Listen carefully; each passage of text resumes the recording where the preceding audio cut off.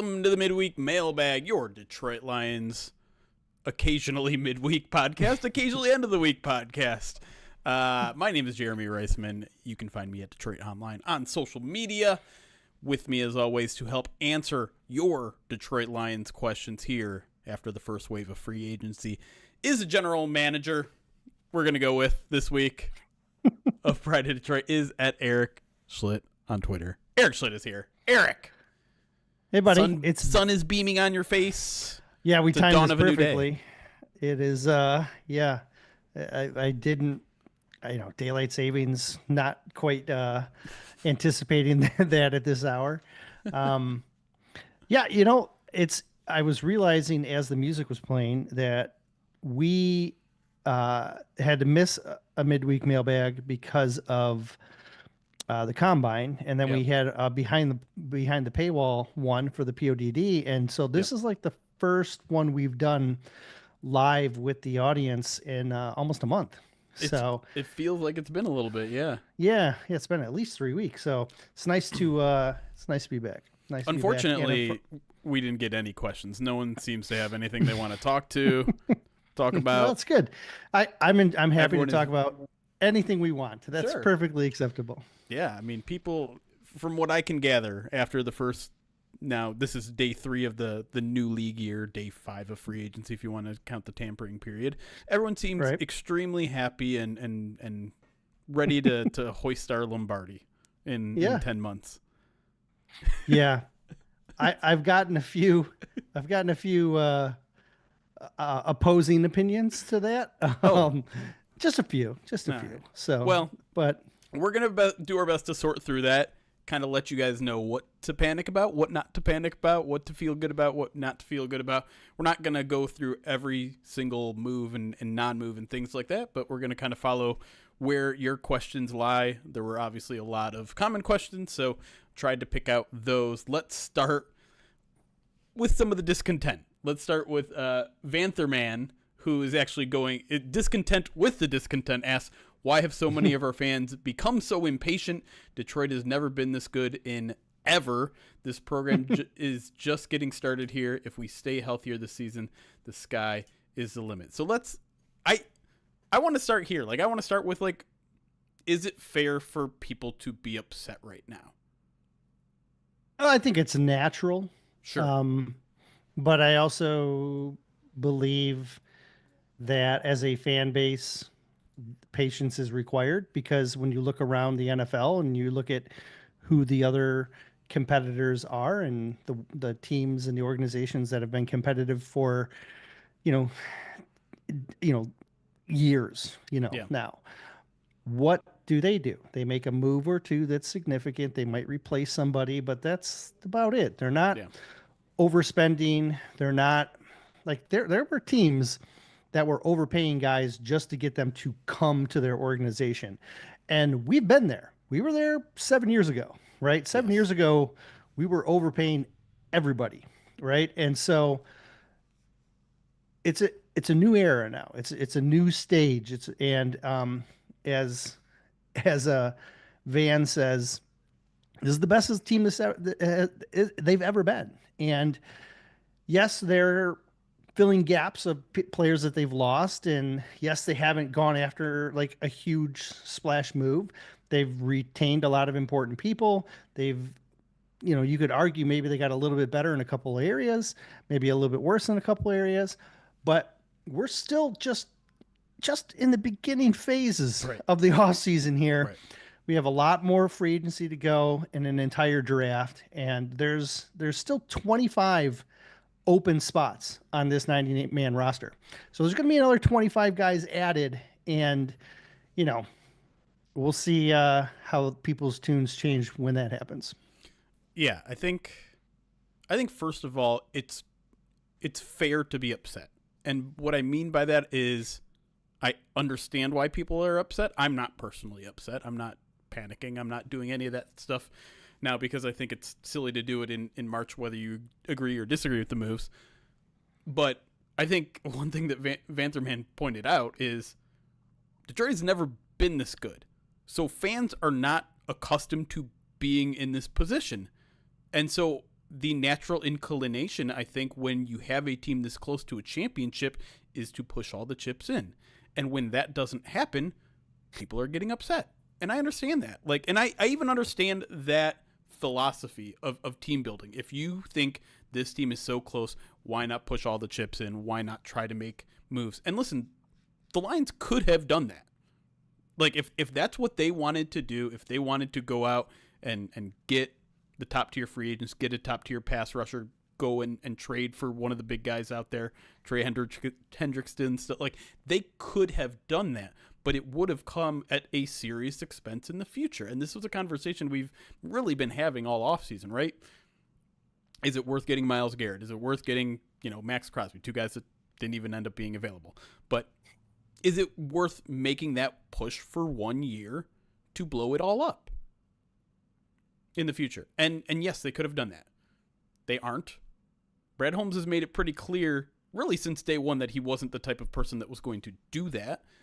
And you can pluck whatever examples you want from history to show, hey, look at the San Francisco 49ers. They went all in these last couple of years. They trade for Christian McCaffrey. They make all these moves.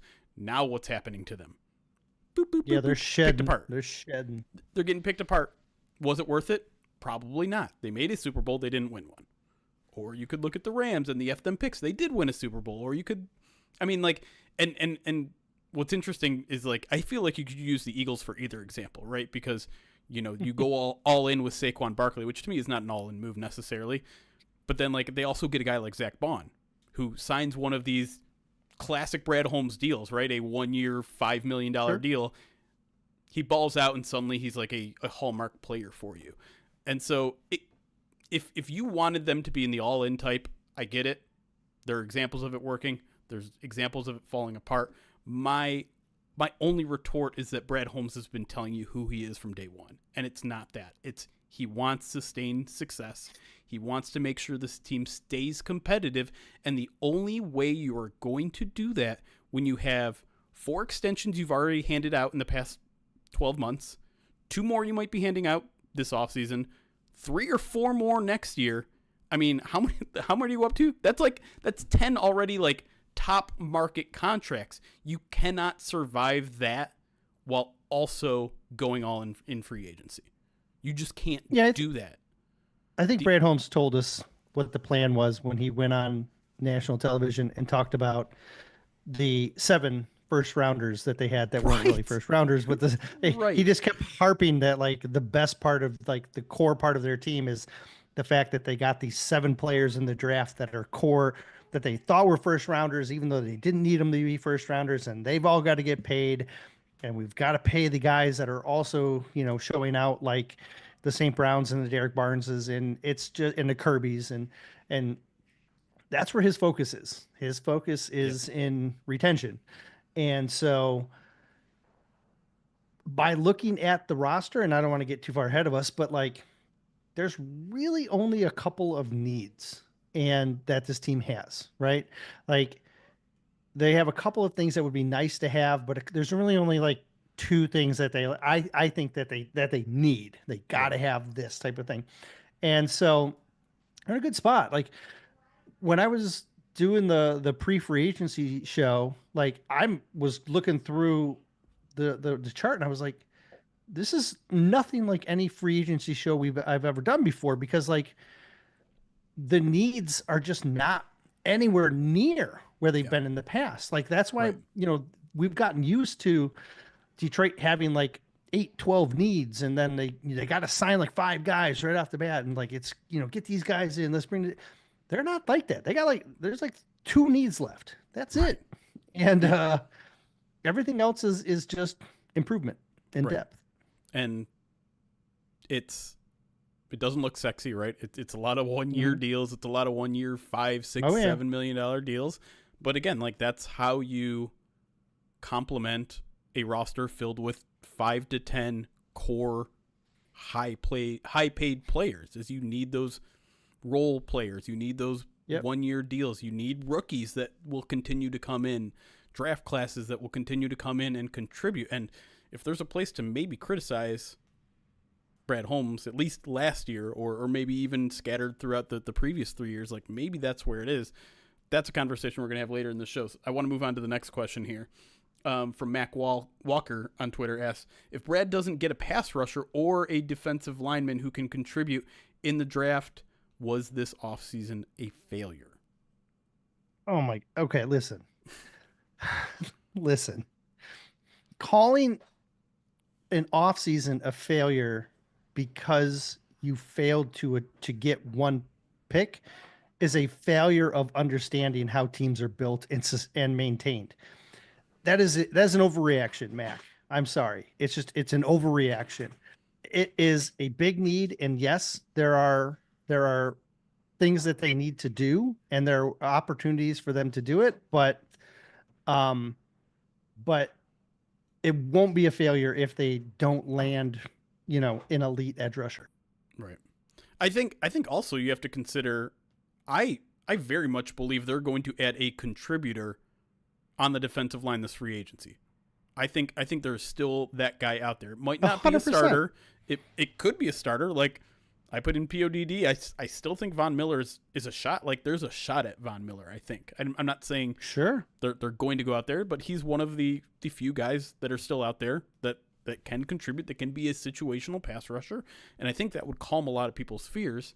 Dante Fowler's another guy that's out there. There's players out there, and it doesn't have to be a big name either. It can be like a John Kaminsky type of I'm not saying go out and re-sign John Kaminsky. I'm also not saying don't do that. Pat O'Connor, like two of those guys, one of those guys could very well be back, and you throw out an external guy kind of on that level, and you have the depth you need. Does it involve crossing your fingers and hoping that Marcus Davenport is healthy for at least a dozen games? Yeah, probably, but it also might rely on Josh Paschal taking a step. It might also rely on Levi Owens-Urike playing more on the edge. Like, I think the thing that people are forgetting is that this defensive line was not bad at the start of the season. Like, Mike Clay has those like positional rankings, and he did them after the first wave of free agency, and some people saw that the Lions were like a 8 or 9 out of 10 or 7, 8 or 9 out of 10 on the defensive line. They're like, what are you talking about? Well, yeah, that's because they have one of the best pass rushers in football, one of the best defensive tackles in football, one of the best nose tackles in football, and 2 or 3 young guys on that defensive front. Like, don't forget Mekhi Wingo. He was playing pretty well in a little bit of He could take a jump. Don't forget about Levi. Don't forget about Paschal. I know that those aren't like all-star names, but they were balling out early in the season, and I also think. Now, sorry, let me go back to the original question, which is draft, right? You need to draft a defensive lineman. You need to draft a guy that can contribute. First of all, I don't think you should ever go into the draft thinking we need this guy to produce for us year one. We need this. Right. I don't think the Lions are in that position anyways. I think they have a good enough roster where they are. But if you are relying on a rookie to give you strong contributions in year one, your roster is not in a good spot. And the Lions are in a good enough to do that. Now, long-term need, yeah, there is a long-term need there for sure because of all the things we just said, because you're paying Aleem McNeil, because you're paying Aiden Hutchinson. The way to offset that is with either cheap free agency deals or guys on rookie contracts. So that is definitely a long-term need, and I certainly hope with one of those 3 top 102 picks, one of those is a defensive lineman, but it's not a failure if they don't get one. Yeah. I feel like there's opportunities still that people I think maybe are overlooking, whether it's the draft or it's a deep draft. But yeah. I agree. Like Von Miller stands out. Maybe Matthew Judon, who's coming off a bad year, but he's also aging. So is it aging? Is it bad team? Like, what's that? I'm not a Dante Fowler fan. But Elise Ojulari is another one that's interesting to me. I believe. Oh, he did? All right. I think well, so. Then, yeah, perfect. And then, are you sure? Okay. Oh, no, I'm thinking of Uche. I'm sorry. Uche, yeah. There's a few situational guys out there that, yes, if you were like, hey, but keep in mind what I'm referring to here is these are the type of guys that I'm like, these are your James Houstons. Right. Right. Like, I'm not saying these are the these are the guys that you're going to start. I'm saying there's some James Houston role player veteran pass rushers that are out there in the free agent market that could potentially come in and contribute. If you're looking for a guy, which I have to imagine they are, that can be opposite of Aiden, that's not injury prone. And as much as they like Marcus Davenport, his contract says, like I always say, follow the money. So if you're following the money on Davenport, that's not you're a starter. We're counting on you to be a starter money, right? And so if there's no starters opposite of there's no starter level guys opposite in free agency, and the guy that you have isn't getting paid starter level money, what's that say? It says they're probably going to get a guy in the draft. That's probably going to be what their target is.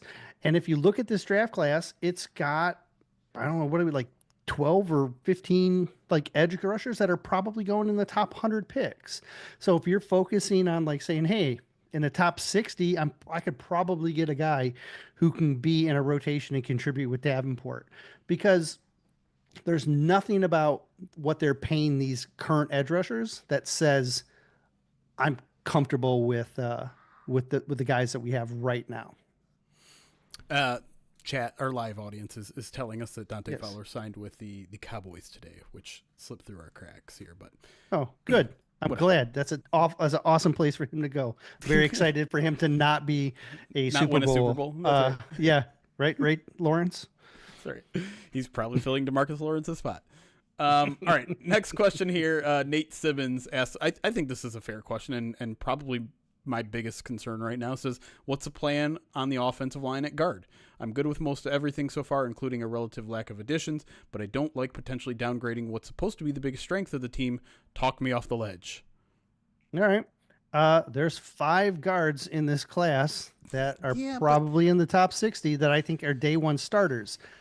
There's another couple of guys in this class that are guys that can come in and challenge to rotate. Sure. So there's a pool of guys out there that you can, and that's just looking at straight interior guys. If you're looking at tackles that you might convert to guard, then the pool gets even bigger. So again, like edge, you have the opportunity here with guard being of the two needs that they have. It's starting edge and starting guard. Those are the two unknowns. You have 2 guys in place right now that can contribute and potentially start or potentially be part of a rotation or be challenged to keep their jobs. But the way that they're treating these spots both scream to me that like these are going to be the positions that they're going to look at the target in the draft. There's also options in free agency for guards, right? Yes. Like, I don't know if they want to pay, or what the money is going to be on a couple of these guys. But like, Scherf is a great example of a guy who's a plug and play right guard who's just like what you got from Zeitler last year. Right. I'm not a big Tevin Jenkins fan, and I didn't like him at tackle. But Bears shifted him in the guard, but the Bears line was terrible, and they opted not to even try and re-sign him. So, like, again, I don't know how much trust I put in that if they didn't even try. But Mekhi Becton, I'm very interested in him. Another right guard that you can make a play towards and say, hey, this fills our veteran role of what we want. You can get the guard in the draft. You have a veteran option. You could do one or the other or both. Like there are still options right now, and the options are dwindling. You're down to like 3 guys maybe at both those spots that I think are realistic, could challenge for a starting role type guys. But if you are going to look to the draft, you could find a guy in the top 100 picks that could challenge to start, maybe win a starting job, and the earlier you take either of those positions, the more likely that chance is that they do start. Yeah, the only pushback I'm going to give you there is, yes, they can fill it in the draft, but again, that's not how the Lions operate. They don't draft for need. They draft for long-term need, and those two are both long-term needs, I will admit that, but they want to take care of the starting lineup as much as possible in free agency.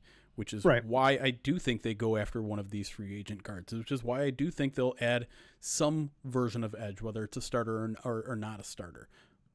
That has been the MO of how this team operates, so that they can go in and say, okay, we don't need a guard. I mean, it's basically the Zeitler thing last year. It's like, okay, we have it patchworked for a year. We don't have to go out and get a guard. They ended up getting one on day 3, a probable starter in the long term, but they didn't have to force it on day 1 or day 2, right? That's the position I think they need to get into before the draft. And okay.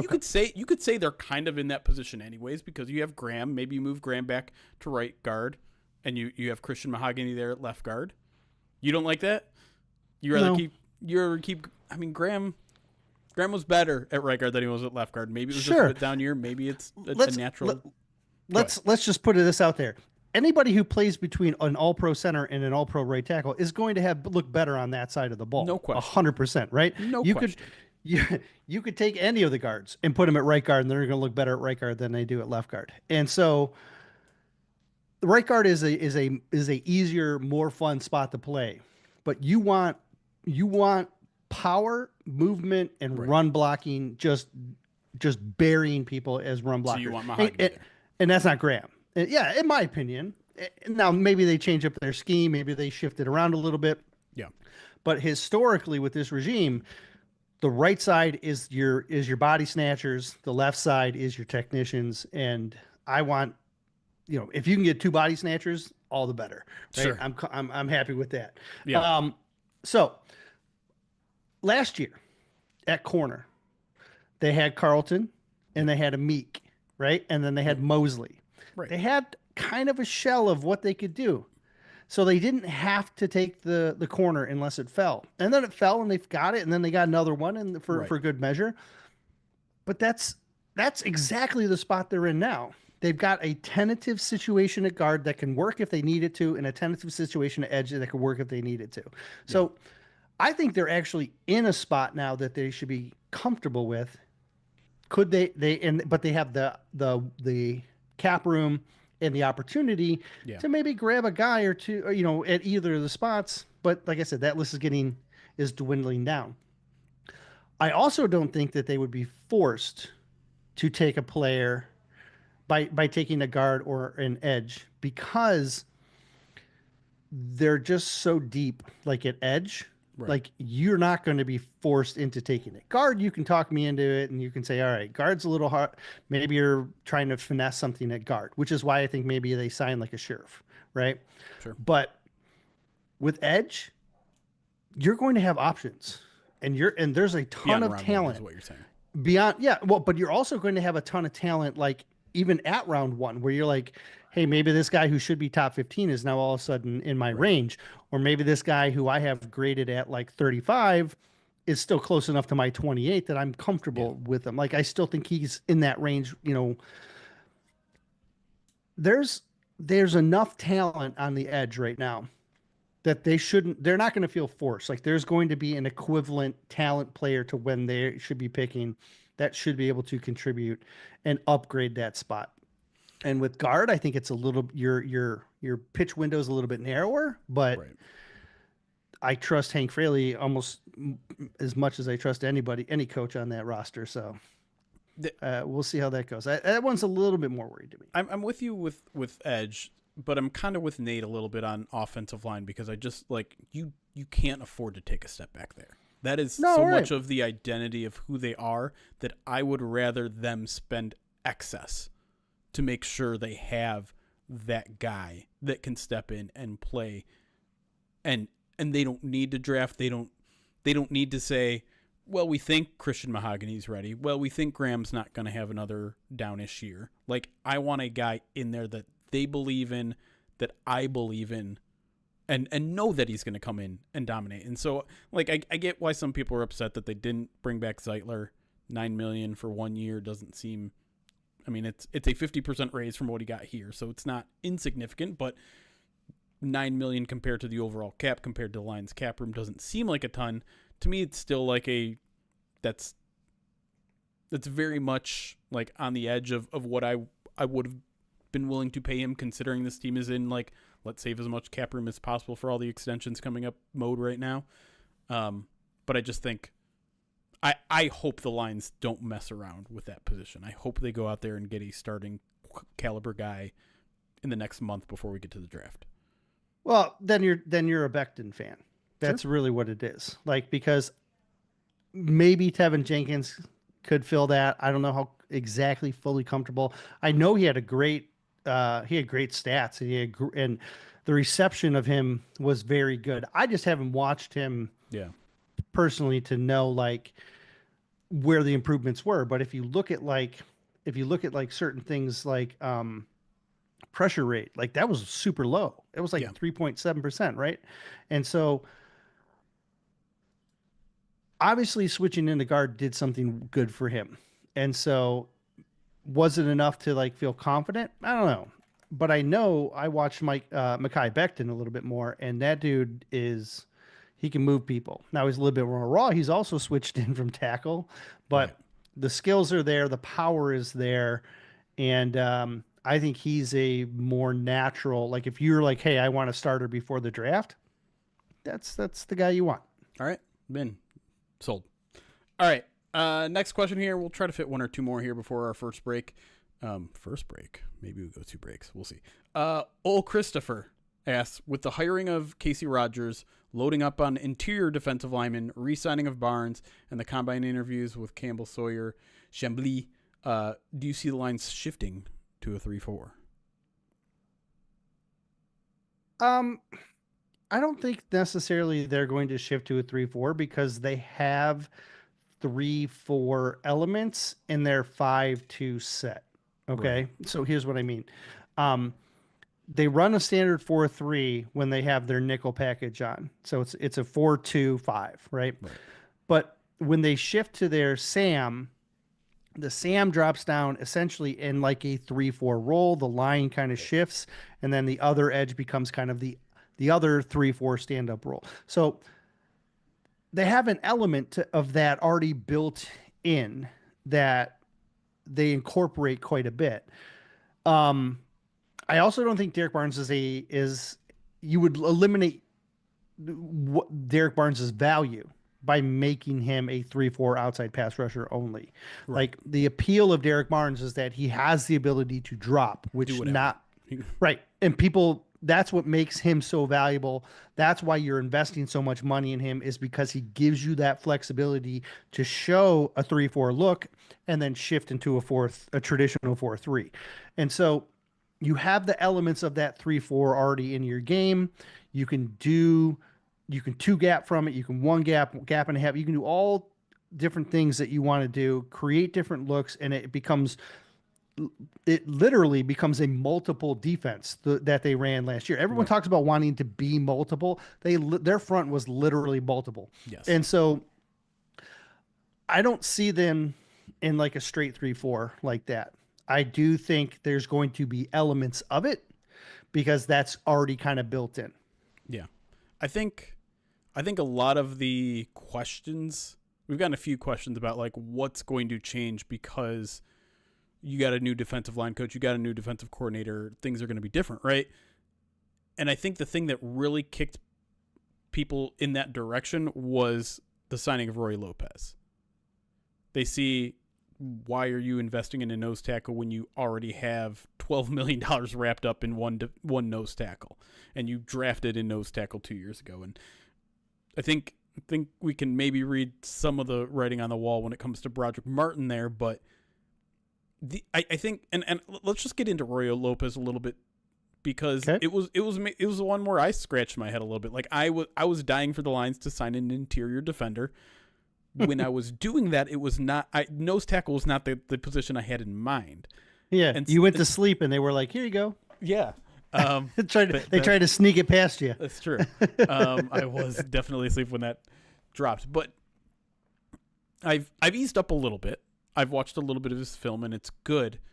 And my take on it is that he is just going to lighten the load off of DJ Reader at this point in his career to make DJ Reader more valuable, more efficient. So you read my article, because that's exactly what I wrote. I came up with it on my own. Ryan must have edited my article. Now, but that's an expensive investment, in my opinion. But it's something that is definitely important to them. Like, we saw how much Aaron Glenn said. You guys are all focusing on the Aiden Hutchinson injury. We lost Kyle Pecco. That was a big deal to them. And so it's an important role to them. It's not a very important role to other teams, I would say. Like, usually you have one or two nose tackles on your team and that's it. But it's something that the Lions value. And so I'm trying to withhold all of my judgment until I see the full contract details of that one, because it's one. Well, I tell you what. Yeah. What do you say? It's 1.1 for 4.5, right? 465, yeah. Okay. But if you look at over the cap, they haven't released the details, but they have his value in there, and his value says that it's worth 3.5. And I would hesitate to say that that's something that you should bank on, except for the fact that we literally just saw it happen with Levi. Right. Levi's was projected at 5.5, and OTC had it in the valuation that was going to be 4, and we were like, oh, that's weird. And then what did it come out at? 4, right? Yeah. But like, even 3.5 combined with DJ Reader's 12, man. It's like you're spending $15 million on nose tackles. Okay. No other team is doing that unless you have the best nose tackle in football. Well, you might with DJ Reader, and that's why you're spending money. You're spending money. Okay, but you're spending money for Reader. You're not. Look, 3.5, or even if it's 4.5. That's not. You're not. That's not the end of the world, breaking the bank type of thing. I'm just saying it's an odd way to spend your money. There are not a lot of teams out there spending that much on a nose tackle too. But they also are getting they're getting good investment on Levi. Yes. They also have a Liam in a very low contract year right now as well. So again, we talk about this all the time. It's purposeful. It's puzzle piecing. Yeah. When a Liam is making $6 million, I can afford to have the second year contract where my nose tackle gets paid a lot, and then that money will come down when I get a new nose tackle when he retires, and that's right when a Liam's number goes up, and so I can have that balance. So if you're going to get DJ Reader, which they absolutely wanted to do, this was part of the price you pay. And if he's on the roster tomorrow when his $4 million bonus comes due, he's going to be on the roster he's not getting cut or anything. Correct. So I think it's fine, because you don't, instead of focusing on just one position, just the nose, look at the totality of what they're paying the interior defensive line, and then you can judge from there and say, okay, are they investing too much or not enough, or are they getting the value from what they're investing? And so I don't care how much they're spending in nose tackles, because going from paying, a O'Connor or a Pecco $2 million to now paying what is looking like it could be 3.5. That's not that significant. I mean, that's a significant raise because it's 50%, but it's not the end of the world. Of course. Right? I'm not, and there's a level between not that big of a deal, end of the world, and that's where I'm at. It's not the end of the world. Of course not. We're talking about $1.5 million raise at the position. It's not. And here's where it gets fun, though, is you want a nose tackle on the field often, and they utilize it often, and you overutilize DJ Reader, and so now you are eliminating your need, and you're adding a guy who was a starter to come in and split reps. Right. So you're essentially getting a full nose tackle with between two starting nose tackles, a crap ton of starts, and let's not downplay the injury replacement. Like if DJ Reader goes down, you have a guy who can literally play full-time nose tackle. Yeah, I mean, I thought Pat O'Connor was great last year, and I'd like to see him get brought back, but I also didn't want Pat O'Connor starting at nose. You know what I mean? Right. Yeah, that's just not. Go ahead. I was just to say the only other thing I wanted to talk about this is there are already some people saying oh, maybe they're paying him this much so that he can be out there while Aleem's out for the first month of the season. That I think is misguided. It's not his strong suit. I understand some of his pass rushing stats were higher than you'd expect from a nose tackle. That's not his game. It is not his game. He is a run stopper nose tackle who listen, I watched his tape and I was very impressed with how he handled Frank Ragnow in the run game. Frank Ragnow absolutely destroyed him in pass protection, but he was like hard to get off his spot. He's twitchy. I mean, if no one had told me that he was a wrestler, I would have been able to guess that he was a wrestler from the way that he plays. Like it's all about leverage. It's all about arm usage. It's very good. Yeah. And so I'm not trying to crap on the signing because I don't think it's bad. I don't think it's going to put them in bad financial situation. It just caught me off guard because I wasn't looking at that position at all. Like I thought they were going to re-signing Kyle Pecco to a 1 year, $2 million deal. That would have been fine with mostly everybody, I would imagine. Sure. I don't mind taking a guy who's probably an upgrade for a little bit more money though either. Like that's fair. Especially because like you said at the top of this question, the idea is if you want Reeder to be more impactful, you've got to lighten his load a little bit. He's 31 and he's going to need you really leaned on him more. And the more at the end of last season, and the more they leaned on him, the less impactful he was. And so back that up. And look, now you can play a nose tackle on the field the whole time. And sure. That's not a position you should need to worry about anymore. Yeah. So I'm content.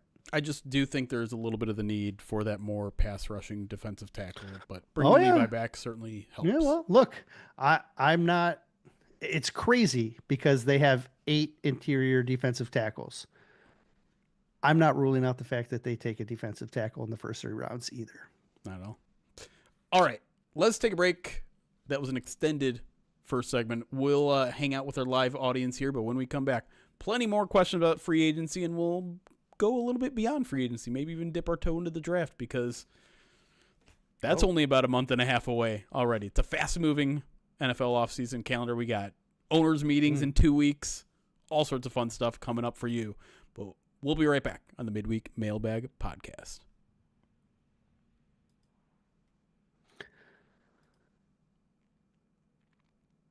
Oh, you're Chris Perfett on this screen. Oops. Cool. I think we finally found the flaw in your title of this show is by calling it a midweek mailbag. It's not midweek anymore. Now we look like liars. We should have just named it the main show. No, because what the key to podcasting is? Consistency. And calling it the midweek mailbag adds a extra level of pressure for us to not do what happened this week. Yeah, but it doesn't always work when the free agency literally starts on the day we try to do it. We normally do it. We prepared to be able to do it yesterday. I'm not going to point fingers, but it might have been someone else's fault for making me stay at the facility from what was it, 10 a.m. to 6 p.m.? Yeah, it was supposed to be 11 to 3, and it ended up being 11 to 6? Is that what you just said? Ended up being 3 to 6. Well, that's when. Yes. But you had to be there. Anyways, if any of you are watching, I'm not blaming you guys. Flights do their own thing. Can't change airplanes. That's right. I mean, just never mind. Okay.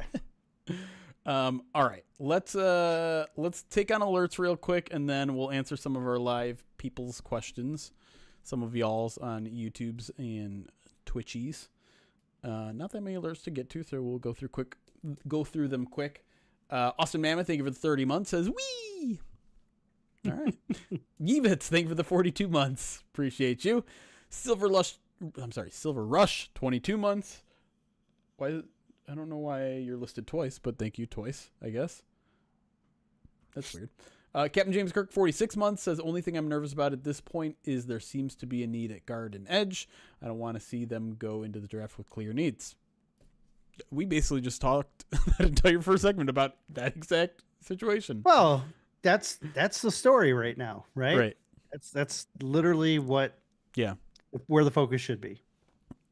You don't want to talk about their 15 linebackers that are under contract?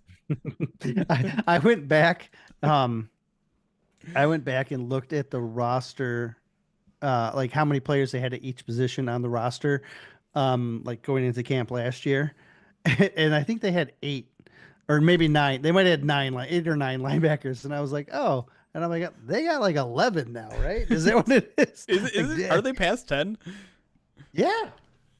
That's hilarious. No, they're at 10 exactly. They're at 10. They're at 10. I mean, that's now that they've cut Jalen. Yeah. It's another one of those signings where I'm like, okay, I understand the Grant Stewart signing. Like, you had your coach raving about him last year, but it's also like you signed Ezekiel Turner, you're bringing back Anthony Pittman, you're bringing back I always forget the other Trevor Nowoski. You have Malcolm Rodriguez for a year. It's just like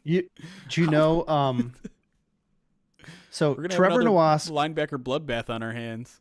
Well, Nowoski, Pittman, and Turner all make 1.03 and no guarantees. Beauplin and Gilbert both make under $1 million and no guarantees. So those Beauplin 5, those guys don't have a shot. They're in trouble. Like that. They got a lot. They got a hard road. But we'll see. Like I imagine Stewart is going to get some guarantees in his contract, right? Like it was reported as a fully guaranteed contract. Oh, great. So he's making. I mean, look, that's fine. But that gives you 5. That gives you 5 guys that are probably set to make the roster. Yeah. It gives you some flexibility with Malcolm. Maybe, I think Malcolm will be ready, but just in case, at least through training camp, and then you're going to keep Nowoski. I think Pittman's great. Turner could be Reeves, Maben. And, once Shep got hired, I was like, oh, they're going to keep 14 linebackers, and that's just going to be what it is. They're going to have sets where there's 5 linebackers out on the 5 defensive backs, 5 linebackers, and a nose tackle, and that's going to be sets sometimes. Yeah. Why are the bit alerts aren't working for some reason, and they're not showing up in my stream? KJ, that's a good one. KJ says they're going to do Squid Game, Squid Games with the linebackers. Funny. That's funny. It's funny. Laura Schlitt in the chat. I'll get to some of those bit alerts if I can find them. I'm sorry that they're not going through. I'm going to open something on my phone that hopefully will get those so I can read all of those. Where was I? Okay. Leatherneck, thank you for the follow. JC, thank you for the 17 months. Says 17 months on the day Tim Patrick resigns. Whoa. Ooh. Whoa. What's his number? Do you know that, Jeremy? That's why he said it. Oh, I was just making sure. I didn't know it. Look, sometimes you didn't think I got that. You don't think I got the jokes that got levels. Sometimes. How dare you? Well, all right. Maybe I thought you might finesse it for the audience a little bit more there. Nah, come on. All right, come on. He's number 17. Everyone. That one showed up twice too. All right. Are the bits not showing up here either? What the heck? A quarter, thank you for the 29 months. Says so glad we re-signed Tim Patrick. POD best lines cover. Oh yeah, hey, appreciate you, man. No, thank you. Double yes. So when Tim Patrick sends out the thing he sent out yesterday on Instagram, was that the deal's done type of thing, or is that I'm sending this out so that the Lions see it, so that my agency and the Lions get something done now? I'm sick of waiting.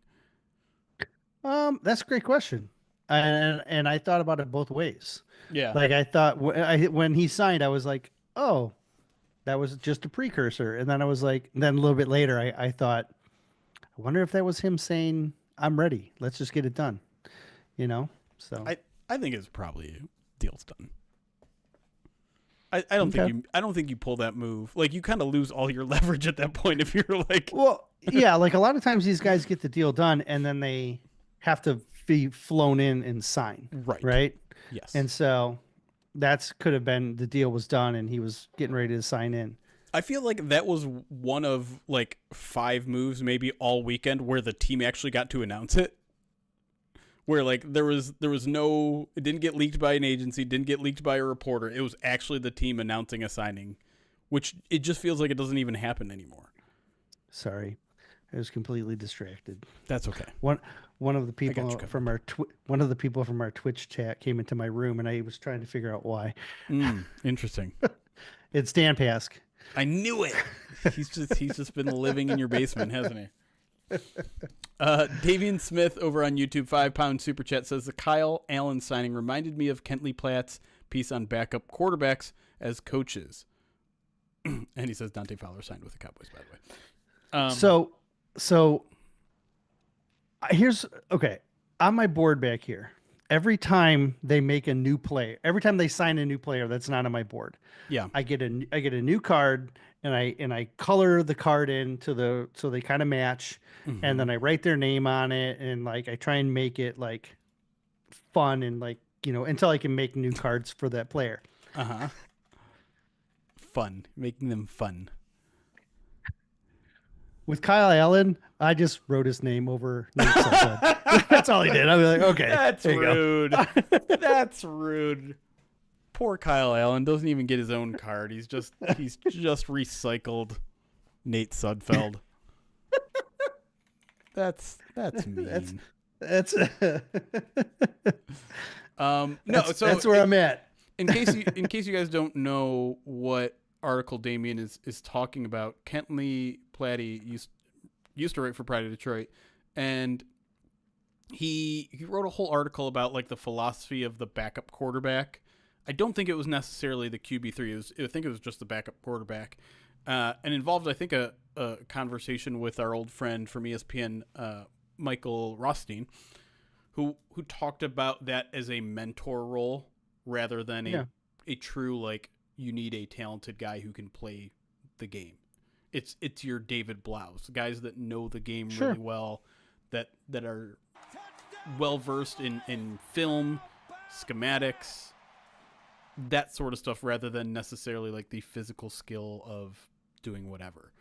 And I think about it all the time too, especially when this signing happened, I went on Google and I went, quote, Kyle Allen, end quote, plus, quote, smart, end quote.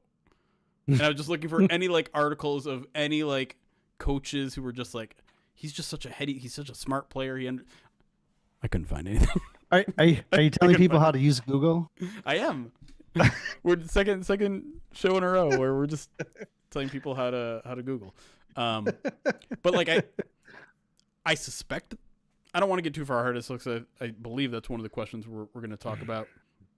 We're going to talk about Hendon Hooker in a little bit, but I'm with you, Damien. That was also something that went right into my mind when that signing happened. But I'm also not like completely counting out that things might not be going great with Hendon Hooker. All right, we can argue about that later when the question comes up. All right, I have found a way to look at all the bits, so let me get to all the bits. RJ with 25 bits says, bad teams overspend, but Brad still made his splash. DJ Reed's contract is Brad Holmes' biggest free agency acquisition ever. That is true from what I in terms of overall value of a contract. Assuming the numbers come in, assuming we ever get to see them. True.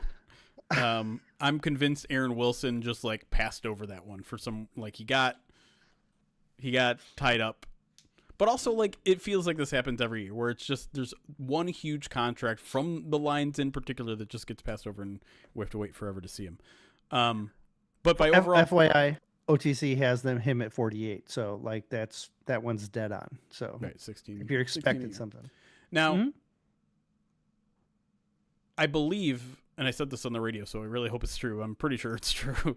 The Lions have only given out 3 3-year contracts in now 5 free agencies. Can you name them? No. Reader was only a 2. Yep. I looked this up. Anzo wasn't a 3 the first time, right? He wasn't. I don't believe so. But he was a re-sign as a 3. Yeah, and I'm not counting that. I'm not counting. Okay. So Derek is a 3. Montgomery was a 2, but then he got an extension, so that's probably you're not going to count that. That's either. Incorrect. Dave Montgomery was a 3. Oh, well, good job. 3 for 18. Khalif was only a 1, and then he got the extension. What's that? Oh, I know, Lex. No. The third one. Someone in chat has it.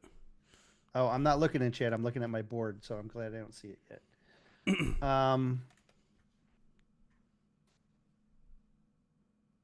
Yeah, I don't have it. They happened in the same year. Does that help? Have to minimize. Oh, of course. It's a guy who's not here anymore. Yes, it is. Yeah. That's why he's not on my board, because he's not here. Right. But yeah, I mean that it speaks to one, the type of deals that this team likes, but it also speaks to why you may or may not do that, right? You might not do a 3-year deal because you might get a Cam Sutton. I also think Uncle T-Rav is technically right as well, because Brock Wright got a 3-year deal, but that was originally made by San Fran. That's a re-signing. And then matched. That's a re-signing. It doesn't count. I specifically said external free agents. Well, he was almost an external free agent, but he wasn't. Almost doesn't count. I'm with you, Uncle T. Nah, doesn't count.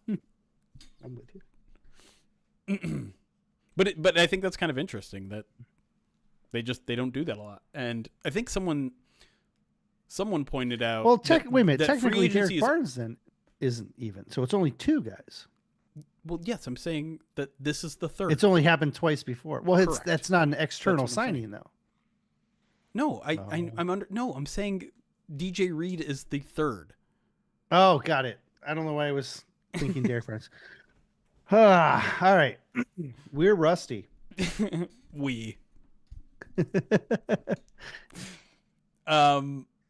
You just pointed sideways, and in the current location, in my Zoom, I pointed to the right direction. I need to point up. Okay, Rusty. All right, stop it. Now we're even. No, we're not. Kevin James Kurt 10 bit says, "Don't talk about your cracks." Captain James Kurt 50 bit says, "I thought you meant mid, like the kids say now. Like this is a mid-week mailbag. WEAK." See, if there was ever a reason to change this podcast names, that was it. Because now the kids 100%. Just think we're calling our own podcast crappy. Yeah. Now it's the main. This is the mid, week podcast. It's still bad. No, that's worse. Yeah, it's just basically the same word twice. Mid-week mailbag. All right, name change is coming. Nope. Official. Uncle T Rav, another 45 minutes, says, "Jeremy, still can't believe you called Rodrigo a special teams linebacker. LOL, man, almost housed an interception in the NFC Championship game." I called him a special team linebacker because that's what he is right now. He's not gonna start.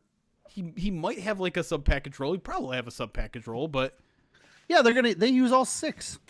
Stewart just said to the fact that exact thing. He was like, "Yeah, they like to play guys. They like to play all their linebackers in specialty roles." That was 100% true. So, what's interesting is when I went through all of the Cardinals fans' reactions of losing him. I'm sorry, not Cardinals. Cardinals is the other one. Colts. Thank you. Everyone's like, awesome special teamer, pretty good in run defense. Don't put him into coverage. The Colts put him into coverage a lot. That was his like role. 130 times. Yeah, like half his time. Yeah, he was lined up in the slot a ton against the Lions. Mm-hmm. That's like the best thing that I saw him do was when he would drop into the slot and then run forward against the run. Like he was real good at that. He was real good. I'm not saying I think the Colts trust him in that role a little bit. And so I do kind of view him as kind of the Jalen Reeves-Maybin, where it's just like he might be a guy that's in there for passing downs.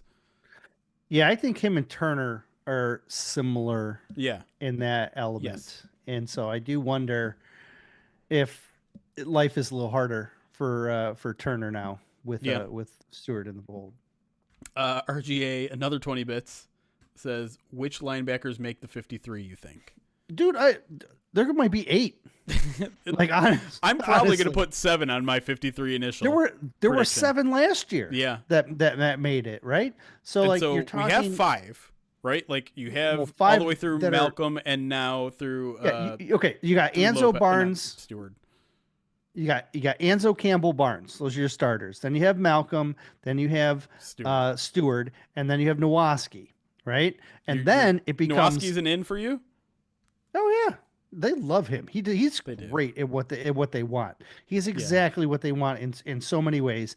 He can back up the Sam, linebacker, terrific linebacker in special teams. Like he's in. I'd be shocked if I'm going to put him out. I don't disagree necessarily, but he was that guy that they let go because they needed to do roster maneuvering, and then they brought because he was linebacker 7 at that time. Yeah. Right? Do you remember who they cut him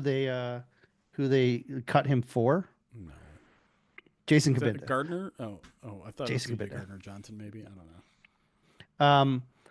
Well, it was no, but if that's Good Morning 6, Football. That's Good Morning Football's Jason Kabinda to you. He's been on all week, right? I keep seeing clips of him pop up more and more. Yeah, I gotta imagine he was on multiple days at least. Yeah. Thank you, chat, for throwing. There has never been a more appropriate time to throw because they were talking about the Kabinda stare on the show. So if you're going to keep 7, you're looking at Pittman and Turner as probably your 7 because we both kind of agree that Boplin and Gilbert are just taking it. They're in a tough spot. So you don't think they're going to re-sign Ben Neiman?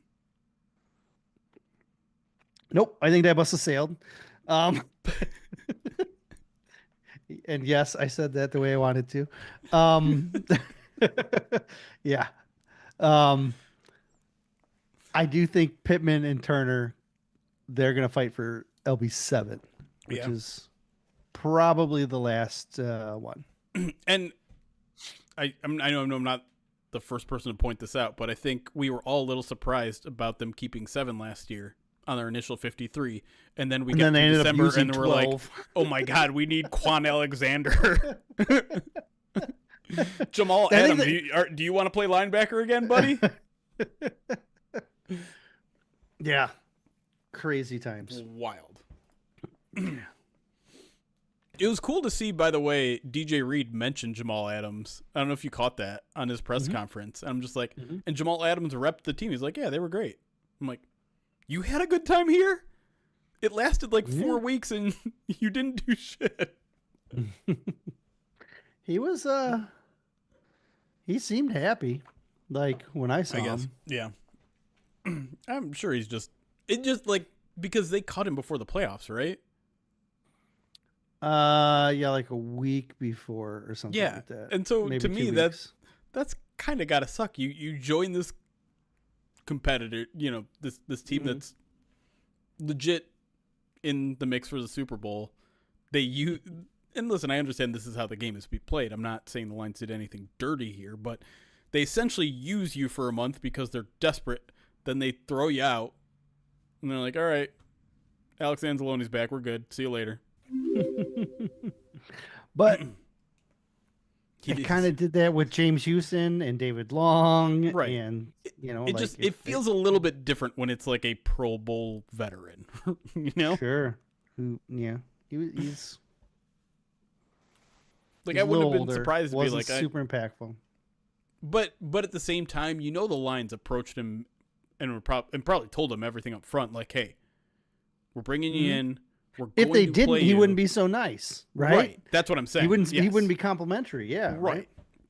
And who is Dan Campbell if not upfront, honest, transparent? Yeah. They did the same thing with Ertz, as KJ's pointed out. Sure. Same thing he was with still on the team. They just didn't elevate him. But it's the same thing with Bruce Irvin. They did. Right? Bruce Irvin's a perfect example. He just popped up on my Twitter feed. I'm like, oh, I'm still following you. I don't think I need to do that anymore. Okay. I am caught up mostly on alerts. G-Man, thank you for the year subscribed to Pride of Detroit on Twitch. Appreciate you, buddy. Steel Lions, 26th month. I may have already said you, but you get it double. Actually, I don't think I mentioned you. Santiago Romero, thank you for the sub on Twitch. Jones Boss, thank you for the follow on Twitch. Joan, get back to work.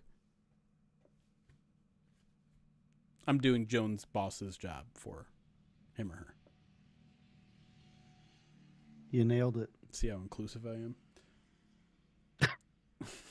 Rachel, thank you for the 17. I'm sorry, thank you for the follow. Resign Allen Robinson.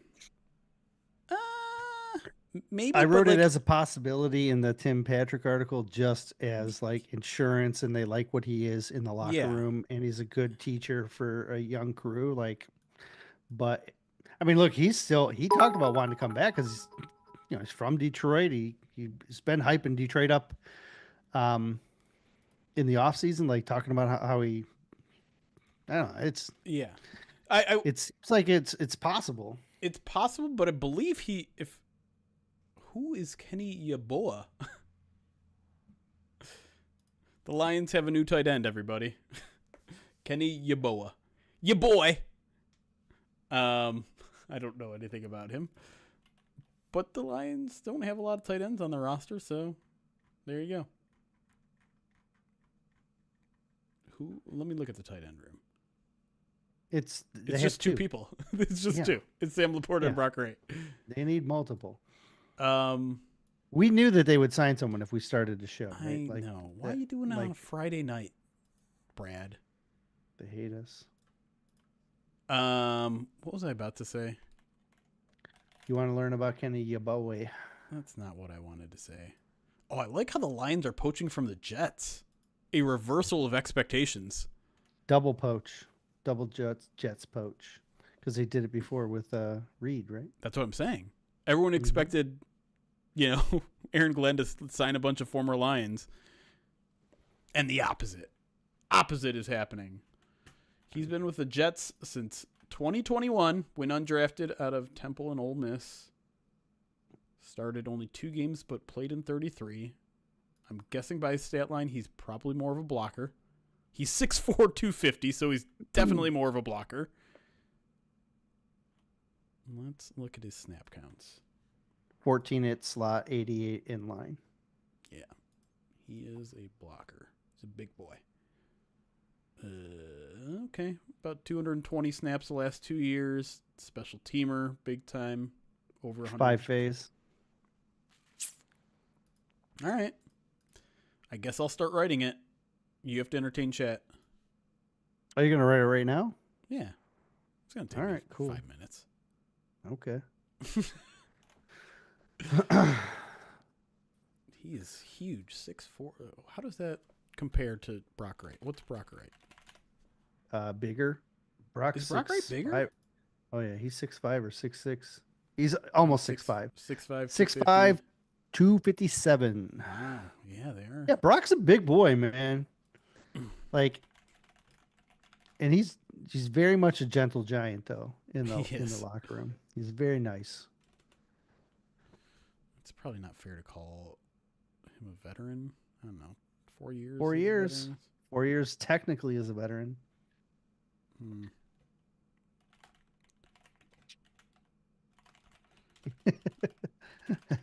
All right, let's do a mock draft while we're doing Good luck. I could do a mock draft in the, it'd be from my computer, so they wouldn't be able to see it. Y'all wouldn't be able to see it.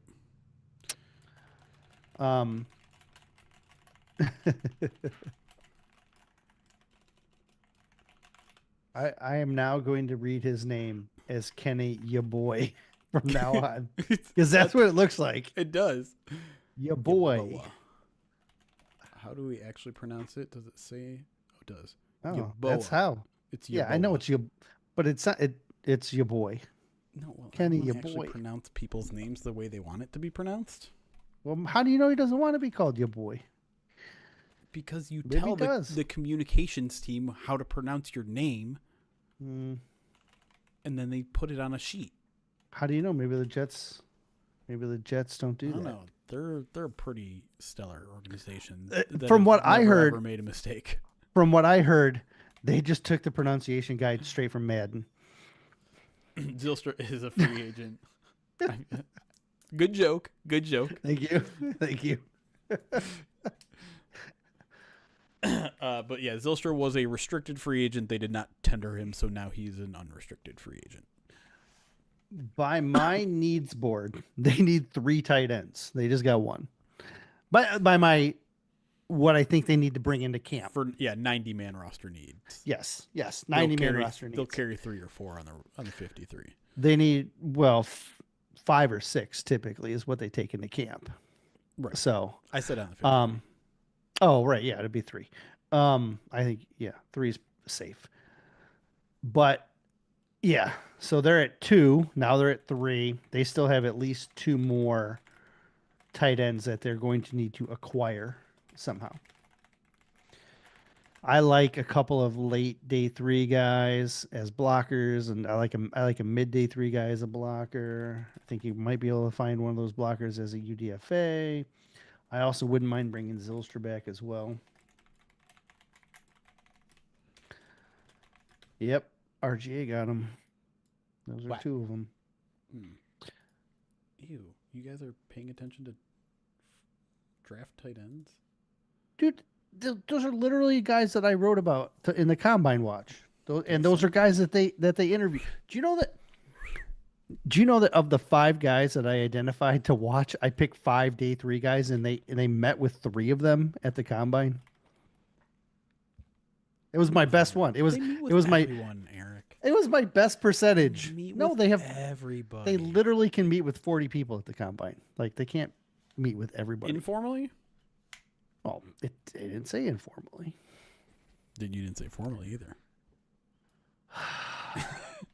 From what I understand, they have formally met with 3 of the 5 guys, and they're all blockers. Thank you. I just need you to be a little bit more specific and detailed when you talk. Keep writing. Keep writing. How many starts? 2 starts, 33 games. Comeback Trapper. Look, you know what I have right now in my cookie jar? It's not shortbread. It's peanut butter Girl Scout cookies in my cookie jar right now. Hey. Oh, one of my lights just went out. Hold on. He's supposed to be carrying the show right now, and now he's just leaving. 2 starts for ya boy. Ya boy.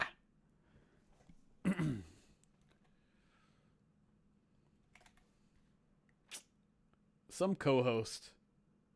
I'm right here. Yeah, well, you're not doing anything. I'm doing everything. No, you're not. Doing more than you're doing right now. That's not true. I'm addressing chat, and there's sour pickle balls. Oops. That was a mistake. There we go. Now everything got minimized.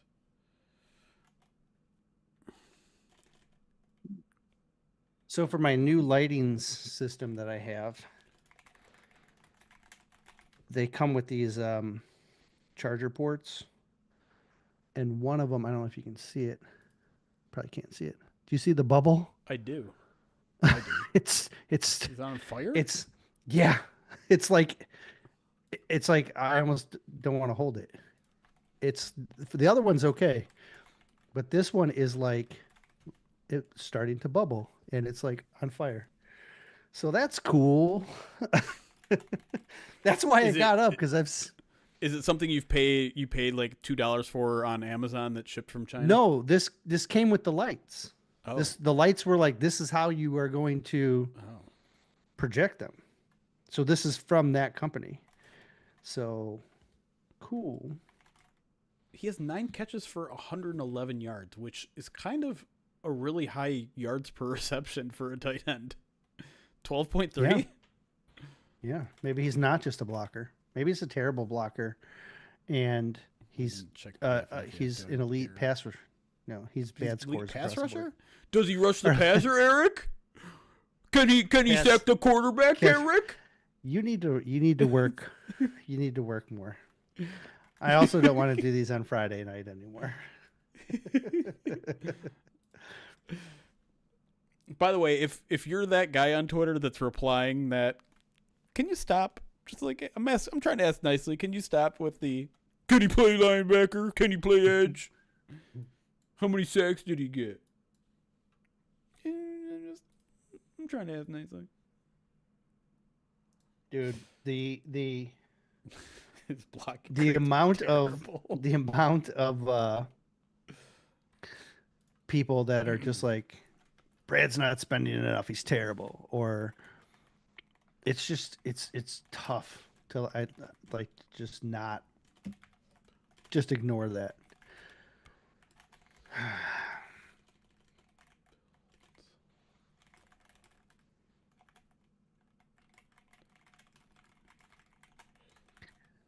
All right. What else? I don't think I can get a mock draft going. Sorry, guys. Find me connections from Kenny Yeboah to the coaching staff. Ready, go.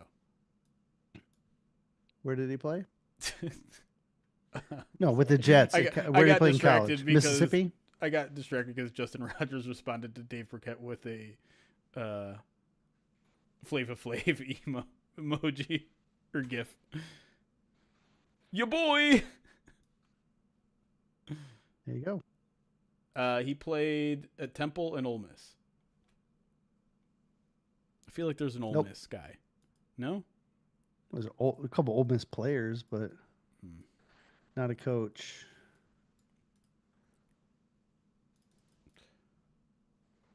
All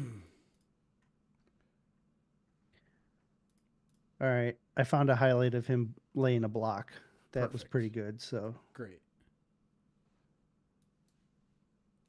Of his, how many snaps did he get? Did I say last year? According to PFF, punt 106. All right. And his 106 offensive snaps last year, 88 of them were as an inline tight end rather than in the slot or backfield. There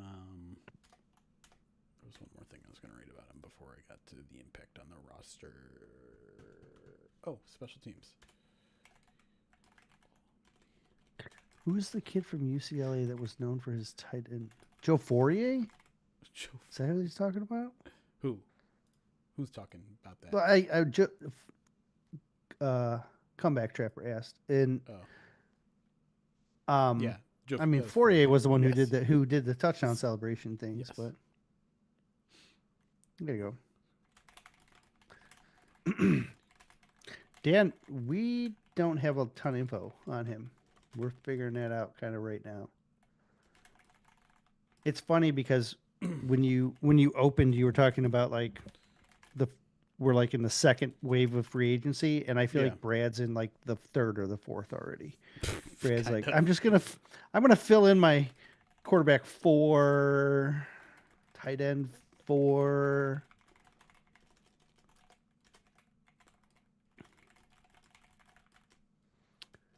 Yes, Fourier's puppy is what ended his career, essentially. It's an expensive. I've had some expensive dogs in my day, but I think that one was probably the most expensive dog.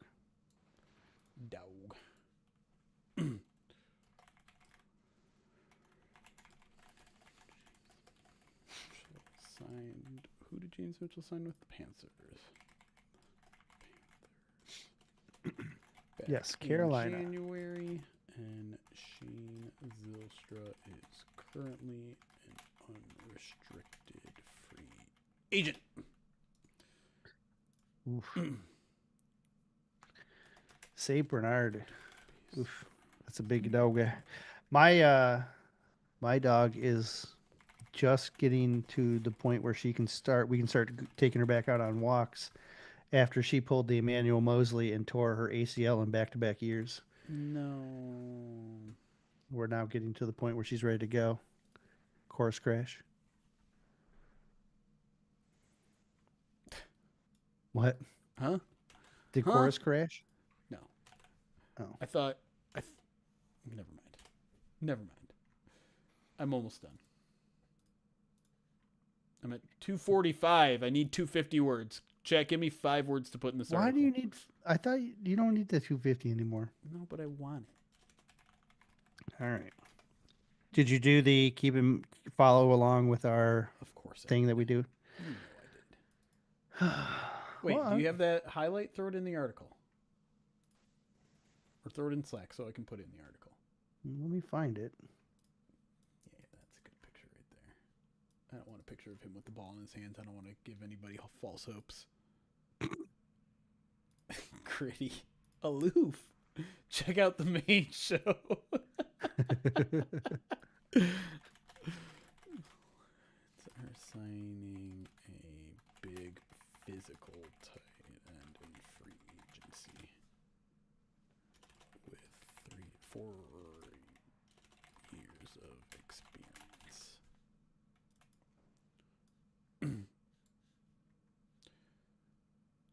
What's his name? Kenny? Is that the first name? Yeah. Kenny Yeboah. Jets free agency. Chad, is this entertaining at all, watching me do this? I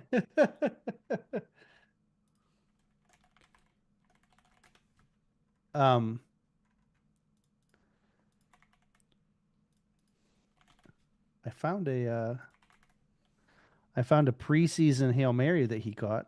What? But, yeah. He caught a Hail Mary touchdown pass in the preseason. Was it a touchdown? Yeah. Nice. Yeah, they threw like 50 yards and he jumped above the pile and caught it. I want it in the article. It's from the preseason. I don't care. Okay. Okay.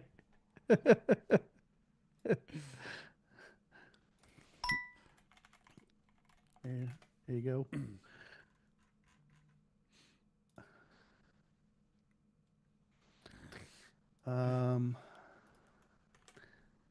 This will get me the 5 words I need. Hold on. Was it last year? I don't know. 2021. There you go. It's rookie season.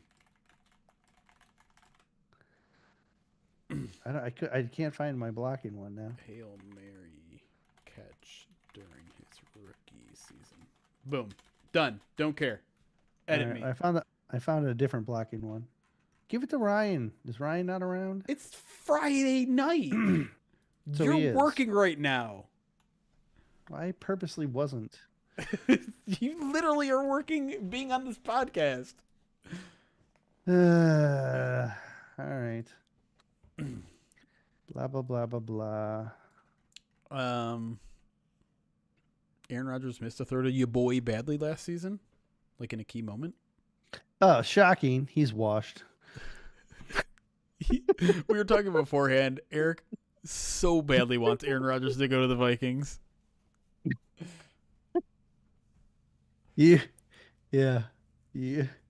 Man, I will be unlivable. You won't be able to live with me. I will be so just awful towards him if he ends up back in the division. I'm not that excited for April in the D because I'm not allowed to watch any of it. I don't want to jinx our teams. I've stayed the hell away from the Red Wings after I watched 2 games in which they blew third period leads. And it hasn't helped because the Red Wings have been terrible outside of last game. And I know a lot of you probably watched the Pistons game last night thinking I was watching, considering they lost to the worst team in the NBA. But I wasn't. I promise you I wasn't.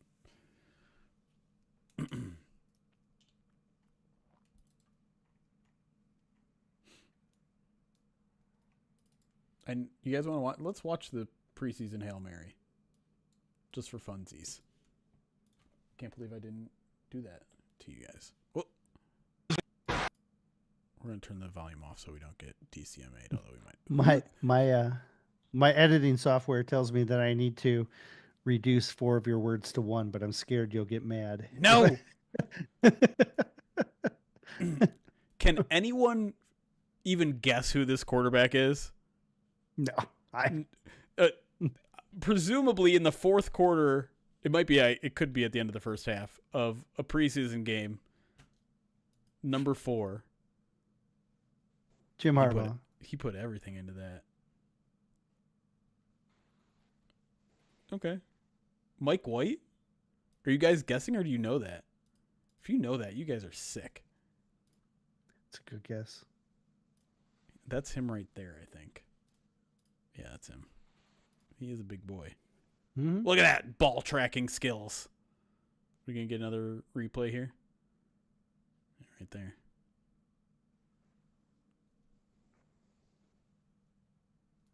All right.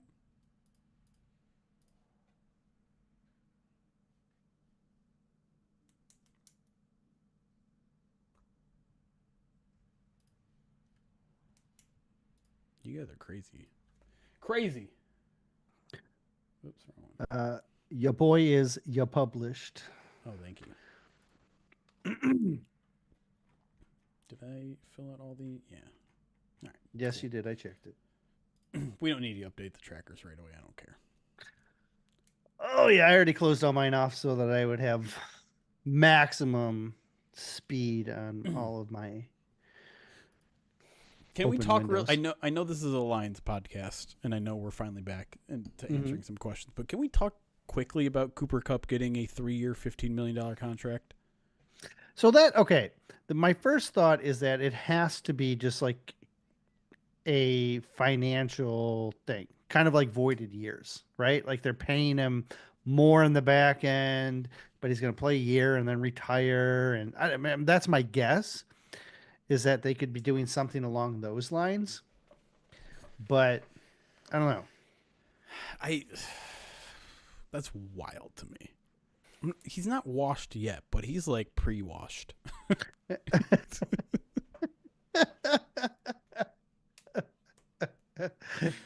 We need a better term for that. No, I like that. He's like we got the tie. He's got the Tide stick out. That's right. It hasn't quite released the detergent yet. It's just the pre-wash. We put some OxyClean on that guy.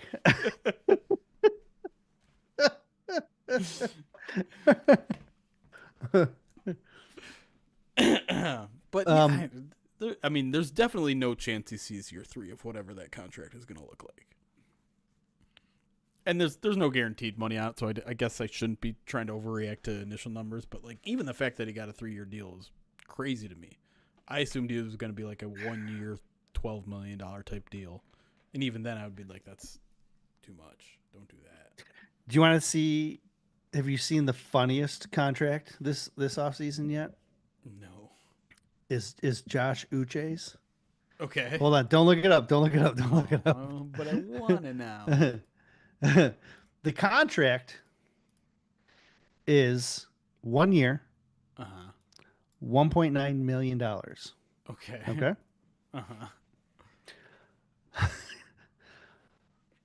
4 voided years.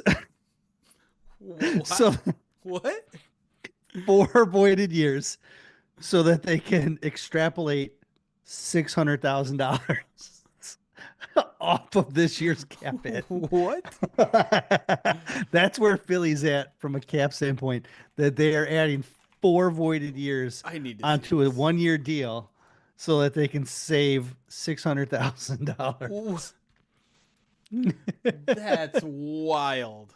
Here, I'm going to send it. I'll send it to you. No, I have it. It's fine.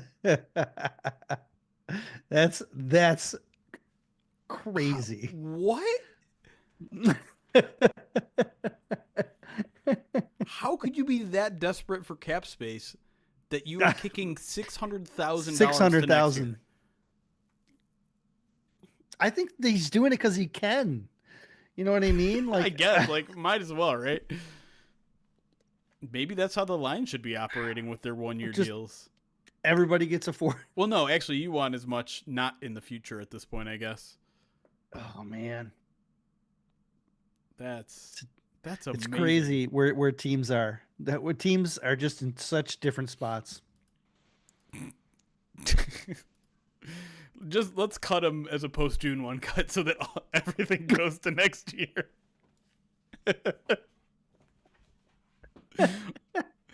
That's crazy. Someone was like giving me a little gruff of like, why do you care about the contract detail so much? He's already signed. It doesn't matter. I'm like, it's interesting to me. That's why. Like, you and I kind of live for this a little bit in ways that I don't think a lot of other people show as much interest in. Yeah, it adds context. Right. It says a lot about what players mean to different organizations too. Plus, I don't know why, but learning the nuances every year is fun to me. Oh yeah, Like every year, there's a new rule that I didn't know about that pops up, and because the general public has just gotten more curious. Yes. About contract stuff, and I want to be able to answer them too. Well, that's why I wrote the salary cap article the way I did. Yeah. Where it was like these are the different parts that go into it, because I'm like, I bet not a lot of people understand why the Lions all of a sudden just got $3 million more in cap space. You know what I mean? Right. And I was like, well, let me try and explain it. Yeah. So, it's definitely, I agree with you. The general curiosity of fans has really increased in this area. I haven't checked in on this since the turn of the new league year, but I'm curious if the NFLPA salary cap is updated. Because if you don't know, there is a public salary cap number. If anything, it might have been updated before like free agency started, but it's not going to be current. Yeah, it still says 2024 on it, so I don't believe it's updated. It says the Lions have 23 million, which that doesn't seem right. It has 69 players under contract. Oh. They have 76 right now. Okay. No, 66 right now. Well, but 69 is 53 plus 16. So yeah, this is still last year's roster. Although someone has 72, so I don't know. I don't think this is updated. But anyways, just search NFLPA public salary cap. Yeah, I don't think they're going to have any. But someone was asking if you had an idea of how much salary cap space they have left. I could, it's real tough right now because of the fluidity of, players signing, numbers still coming in, right? Right. We still don't know. Like the DJ Reed format is critical to determining how much. Like I imagine his cap, it's probably going to be somewhere between 3 and 5 million in year one, because that's just how it always works. So yeah, right. Because it's not going to be 16. Right. Even though that's what he's going to average. So, I mean, we can, if we want to estimate, like Craig's probably going to get something near a minimum. Same with Skipper, Adams. They're going to get close to the minimums. Right. We know Roy Lopez is going to be around 3.5. If Reed is around, let's say 5, now we're talking like 8, 9, 10, 11, Stewart is what? 3 years? What was Stewart's? 3 years? No. What was his contract? I don't remember. I don't know if we ever saw them. No, I don't think we did. I think all we know is that it's fully guaranteed. It's still 0. So we could estimate that they're going to add.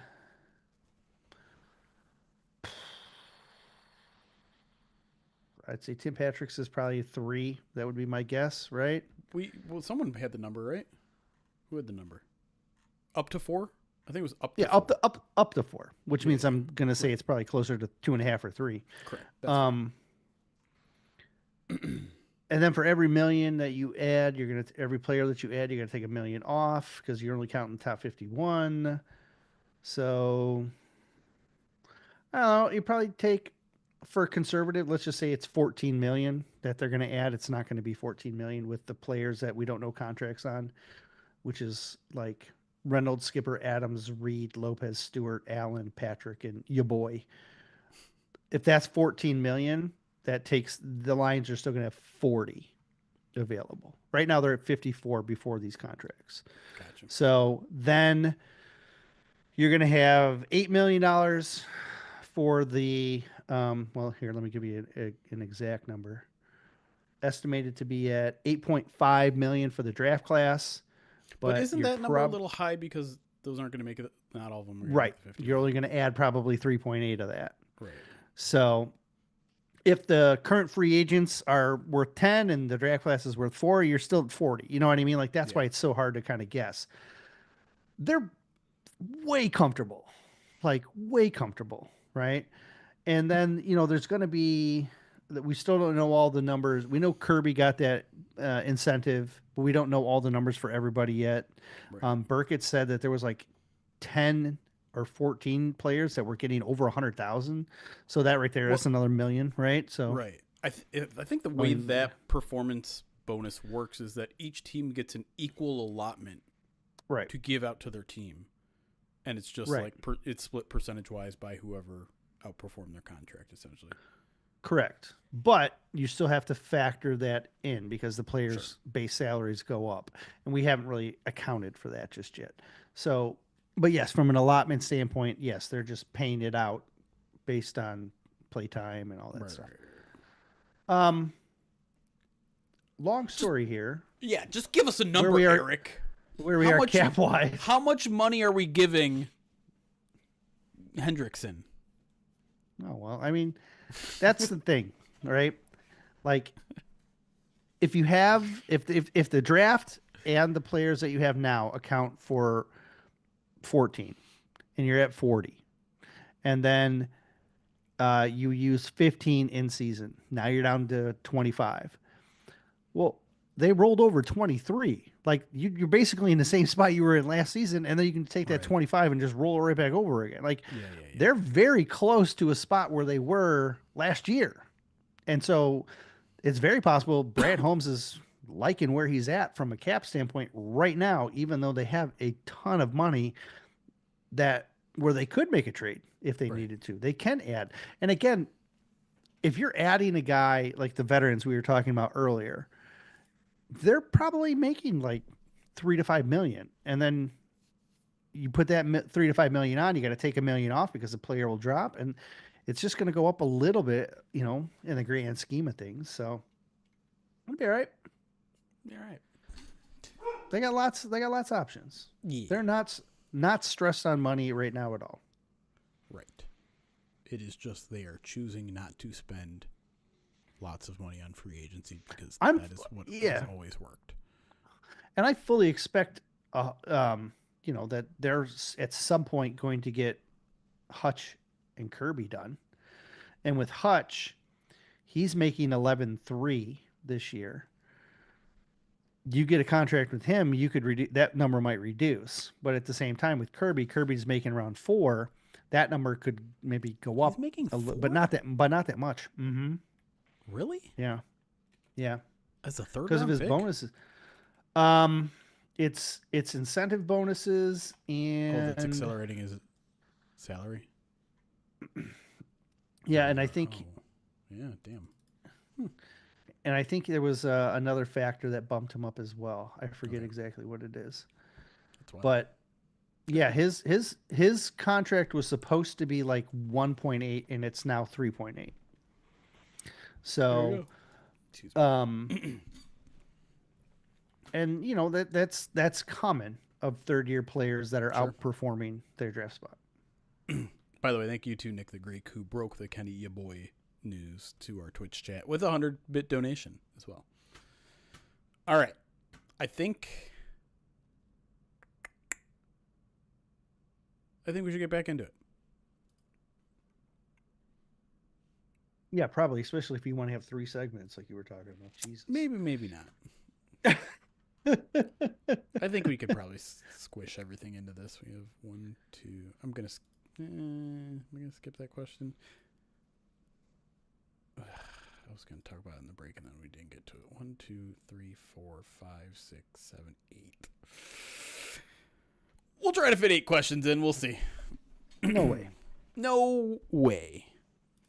Because we're gonna argue over a couple of these. Yeah, well, maybe I'll make quick work of you.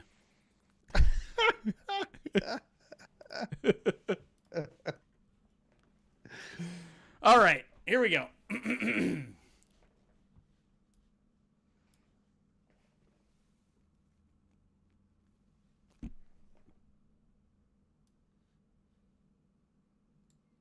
And we are back here on the Midweek Mailbag Podcast, post first wave of free agency edition.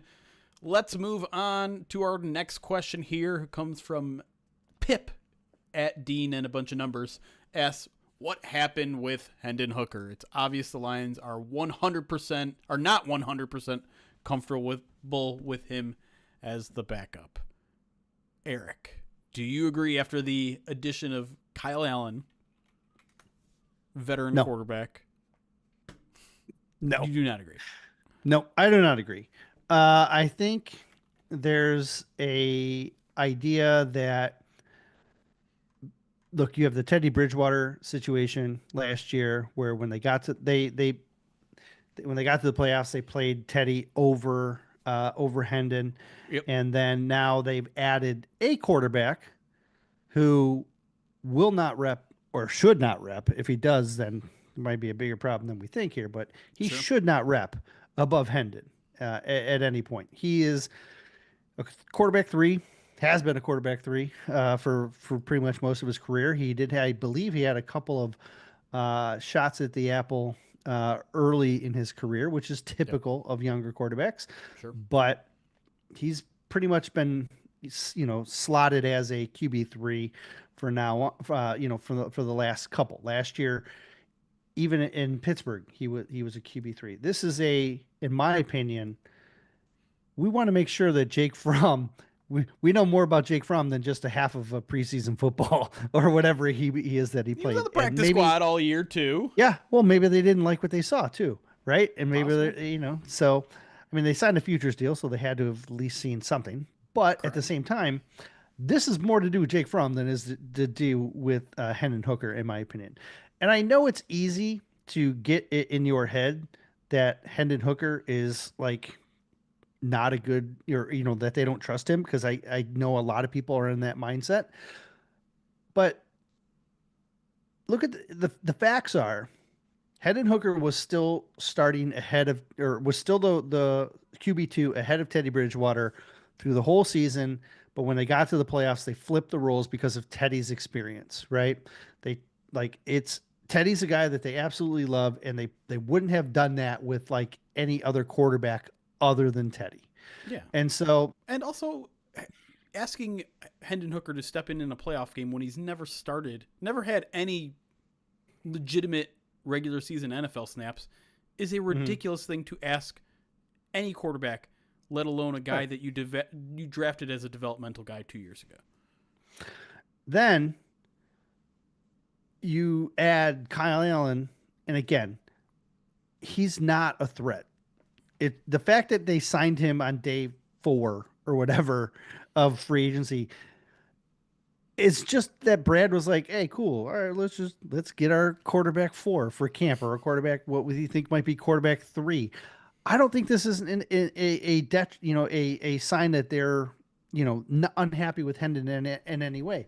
Hendon, the guy that they put Hendon in charge or in competition with, last year, Nate Sudfeld, they cut him and didn't even care to bring him back. Like, that's how confident that they were. And I don't want to speak out of turn, but did Nate even play anywhere last year?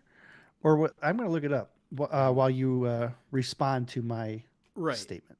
No, I think I almost entirely agree with you. I think there's a general overreaction happening.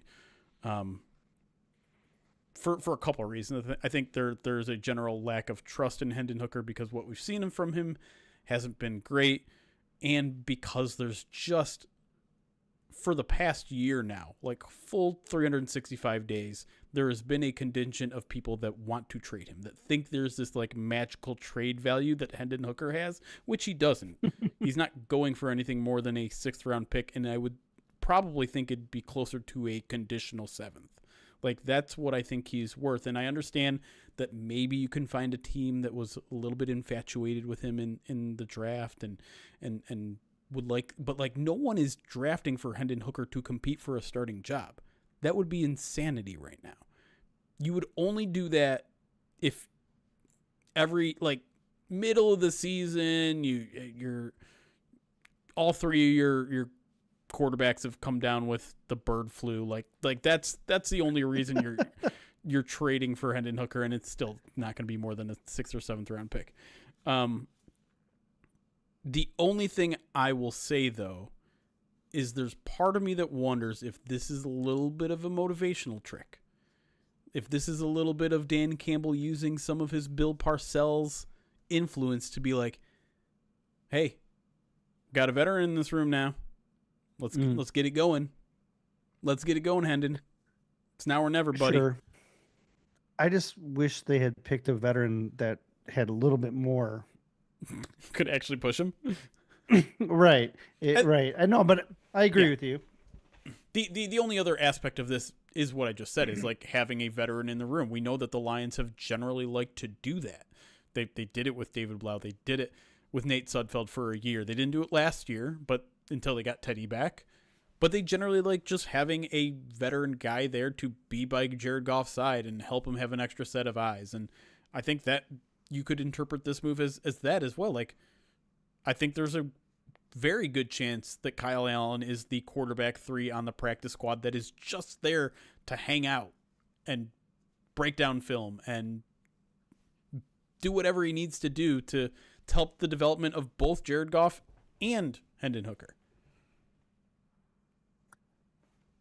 I don't know, but I'm not sold on Kyle Allen in any way right now. And maybe I will be when I watch him, and that typically is what happens with quarterbacks. When I get to physically see them in person, right? Like I get a better perspective on what I think their potential is. When you watch film, it's different, but in person, I don't know, maybe sometimes I'll change my mind, but I'm not overly excited or feeling that he's any threat in any way right now.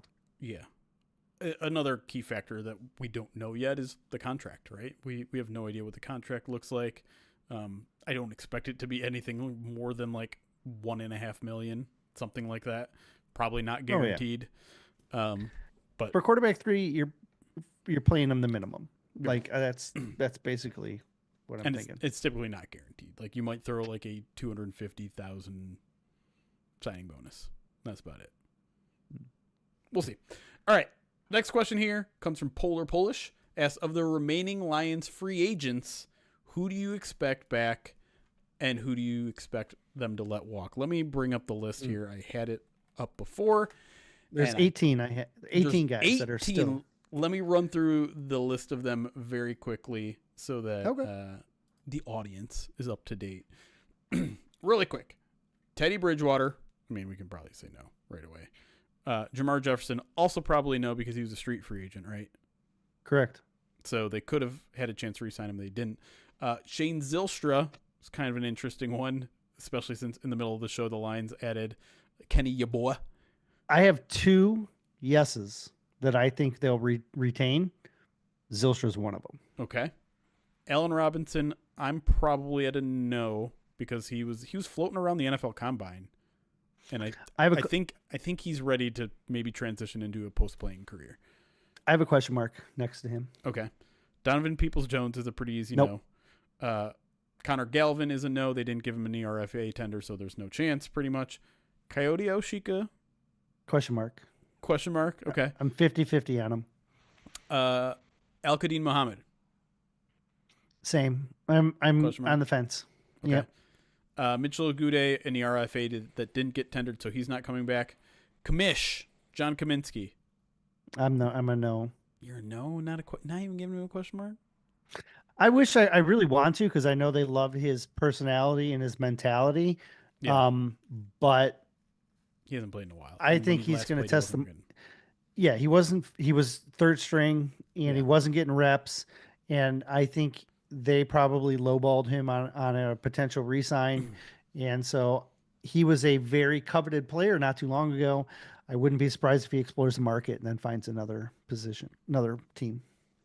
All right, we're gonna fly through some of these. So Jonah Williams is a no. Ed O'Connor is probably a maybe. Kyle Pecco is a no now that they got another nose tackle. Ben Neiman is a no. Quan Alexander is a no. Emmanuel Mosley is a maybe, but probably not. Michael Badgley is a no. Khalil Dorsey is the other yes. That's my other yes. Yes. Yep. So Dorsey and Zylstra. Those are the Dorsey two. Feels like it's inevitable. Like he must be on vacation right now, and so they're just waiting for him to come back so that they can bring him into the building and sign the papers. Who, Dorsey? Yeah. He's hurt. He's rehabbing. Oh, I forgot he is hurt. That's right. Yeah. Yeah. So he's rehabbing right now. We might sign him before training camp type of thing. That would be my guess. He was such an important player to them. Their lead gunner. He also shined kind of as a corner in training camp when they had some injuries in training camp, and he was playing with the ones for a little bit. I said a little bit, now that they've lost Kindle Vildor to free agency, the cornerback depth room is not good right now. Oh no, they have five guys. They have four guys that you could probably feel comfortable playing, right? Trust. Yes. Sorry to Stanley Tom. Stanley is got to earn a little bit more, right?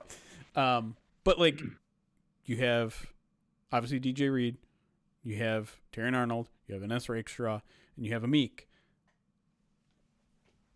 What if one or more of those guys gets hurt? That's rough. Corner is they need 5. Yeah. 5 corners to take into camp. And so, last year they went in with 10. Last year they went in with 8 corners into camp and 8 safeties. I don't think they're going to take 8 safeties into camp. I think they have 5. They're probably going to add a 6th. If they add a 7th, maybe then you reduce one of your corners. But essentially, you should go into camp with about 16 defensive backs. Right now, they have 10. Yeah. And in my opinion, it's probably 4 or 5 corners, 2 safeties. So you're probably going to add at least 4, maybe 5 corners. That puts them could get a guy in day 2 because you're looking for guys that are signed beyond this season, or you want a depth player that you can develop. You're probably going to UDFA it, and you may even bring in another veteran outside of Dorsey. Yeah. So that's kind of where that's my thought process on how they fix that room eventually. But I do think Dorsey would be great to get back. It's just a matter of when is he going to be eligible. Yep. All right. Next question here. Speaking of the cornerback position, good transition here from Dr. Fred Rococo asks, how do you explain the relatively quote unquote inexpensive contract for DJ Reed? Is Brad Holmes a Jedi? Did Reed want to be in Detroit that badly? Is the contract not as quote inexpensive as it appears? All of the above? I think he wanted to play for a contender. And when they put the feelers out, he said Washington and the Lions were my choice. And I think those 2 teams probably put out contract offers, and Detroit's was better, and that's what he went with. If he would have expanded his pool and said, I'm willing to play for the Patriots, he probably would have got more money. But the fact that he was focused on for example, I love Carlton. Yeah. The Patriots overpaid. Well, the Patriots spent more than anyone in free agency. They were just because they had to overpay for everybody because they're terrible right now. Right. And so, and again, we've been there. We were there 7 years ago, right? Sure. And so it's what happens when you're a bad team. You have to overpay to get these guys in. Carlton was an overpay. Great for Carlton. Maximize your talent. But Carlton is going to be on a bad team next year. And DJ Reed did not want to go through that. He wanted to go through with a veteran team that could win now, and he wants to make a run at it. And Reed offers him that, or the Lions offer him the best contract with the best opportunity, and that's why he ends up in Detroit. Caveat. And listen, this is a player after he signed a contract, and so there's motivation to not be completely truthful.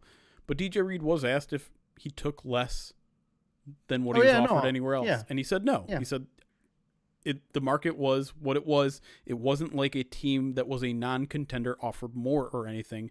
That wasn't the case. No, I get it. I don't believe it. I'm saying. I mean, in the press conference, it also became very clear that being with a contender was critical to where he was going to go. And I'm sure that his agent, it was made very clear to his agent as well, who probably said he doesn't want to go play for the Patriots. Why am I'm not even going to like. Let's just talk about what you want and how to get what you want. Maybe they never even got to that part of the conversation. Of exactly. How much, right. The only other thing that I want to continue to reiterate a little bit here is that because we don't have DJ Reed's full contract out yet, and because we've seen the guaranteed money compared to the guaranteed money of Carlton Davis, which is actually very close. It was like, what, 30? I want to say it was 34 and a half for Carlton and 32 for DJ Reed, or something right along those lines, where the guaranteed money is not that different. 34 and a half for Carlton. I think it was 32 or maybe 31 for DJ Reed. And so you got to remember, a lot of times the life of this contract is not going to make it to the end. And if that's the case, then a lot of times the payout is just essentially the guaranteed money. And if that's the case, both of these guys could be essentially, it could be a 2-year, $34.5 million deal versus a 2-year, $32 million deal. And now we're only talking about $2.5 million spread over 2 years.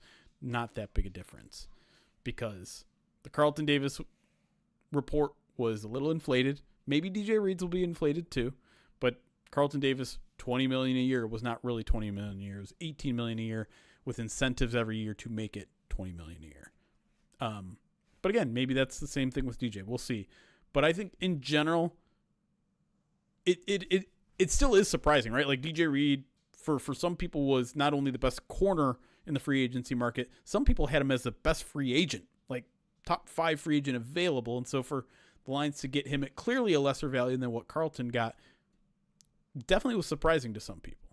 And I don't have a great answer for why that happened to be, unless it was exactly what you said. He told, hey, don't even contact me if you're not in the playoff race. Don't even contact me. Don't even contact my agent. I just want to speak to the contenders, and maybe I'm willing to take a little bit less to be with a team that I think is a contender, which is basically, as we learned, Washington and Detroit. All right. I'm with you. Next question. Between the numbers, Anthony says, all 3 external signings clearly meet the grit standard of football character. Now, to be clear, that question was asked, and we started recording before the new tight end came to town, so he's not included in this conversation. I don't know where he ranks on the grit index anyways.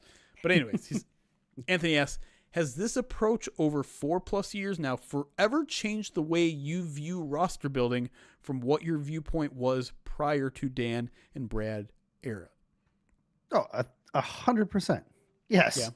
Yeah. I used, under Quinn, I had a whole system. You remember? Do you remember the Quib system? Of course. Yeah. Right. The Quib system was based entirely off of physical metrics. Right. Because Dan Quinn was that, or Bob Quinn was that predictable. Yes. Like, you could say, okay, this is a bigger linebacker that has these metrics at this spot. Oh, they like Jelani Tavai, and then they take him 3 rounds earlier than what people expected, except for maybe 1 or 2 analysts, right? And so, but he fit what they wanted exactly. Right. And you could project the different guys based on these physical metrics. Right. It's so much harder with this regime, because they base so much on character, so much on love of football, so much on, like, what's their work ethic, what's their grit, what is their what are their leadership skills, that it's so hard to learn those things about 500 draft prospects. It's impossible. There's no way I'm ever going to accurately project a Brad Holmes draft, like, beyond a couple of players, because I don't have that wealth of information that they do, right? And so it's completely changed how I look. Now there's stylistic fits and stuff like that that have to work, but yes, the whole what a player is beyond what he does on a football field is a massive part of what they look for. I think I'm taking creative liberties here, and I think he's answering. He's asking a different question than what you're answering, because obviously it changes the way we cover the roster building aspect of the offseason. It changes. We focus more on intangibles, right? We don't pay as much attention to the physical attributes. I think what he's asking is, when it comes to now, if we had a philosophy to roster building, has that changed based on the previous regime and this regime? Are maybe, if we're building our ideal team, are we maybe less reliant on maybe those physical metrics and now understand the importance of getting those gritty football character guys? I think that's maybe what Anthony's getting at. I think, again, it's Bob Quinn always used to try and pick players that were high character players. Sure. Like everyone is looking for that, right? Right. Like he did a good job of targeting guys that didn't often get into trouble. Mayhew had a much harder road. There were things stacked up against Mayhew that forced him to take risks that Quinn didn't have to do and Holmes doesn't have to do either. But I do think there's more than one way to attack a roster build. The difference is, I don't think there's like one right way, but the universal thing that I think has to happen is you have to be able to match the players to the coaching staff, right? And front office. Yep. And when the coaching staff and front office changed, how you build the roster changed, right? Yes. And so that's what makes life really hard that's what historically has made life really hard for the Lions. Back in like the 80s and 90s, they had a coach who wanted to, run the ball. And so he wants all these big bodied offensive linemen. And then the next coach, what do? They hire the opposite end of the coach, like all NFL teams do. And what does that coach want? That coach wants smaller, athletic offensive linemen. So now they have to try and rebuild their offensive line. And then he can't get that done. And so then the next coach is back, opposite again. I want them. And in the 80s and 90s, the Lions went between building these massive offensive lines to small to massive and back and forth. And this is why teams like Chicago have struggled. Right? They're because they're changing their identity, their GM and their head coach is not on the same page. Yes. And so when you're doing this and you're having to do these wholesale changes, you're spending a lot of money in free agency and you're trading for guards to try and rebuild this offensive line, and you're trying to mold it to Ben. And if Ben doesn't work out in 3 years, you're starting over again. Yep. Right? And so being able to successfully match the type of player to the coach is a massively important way to do it. And it doesn't mean that every team needs to find these gritty guys. No. But for the Lions, they do.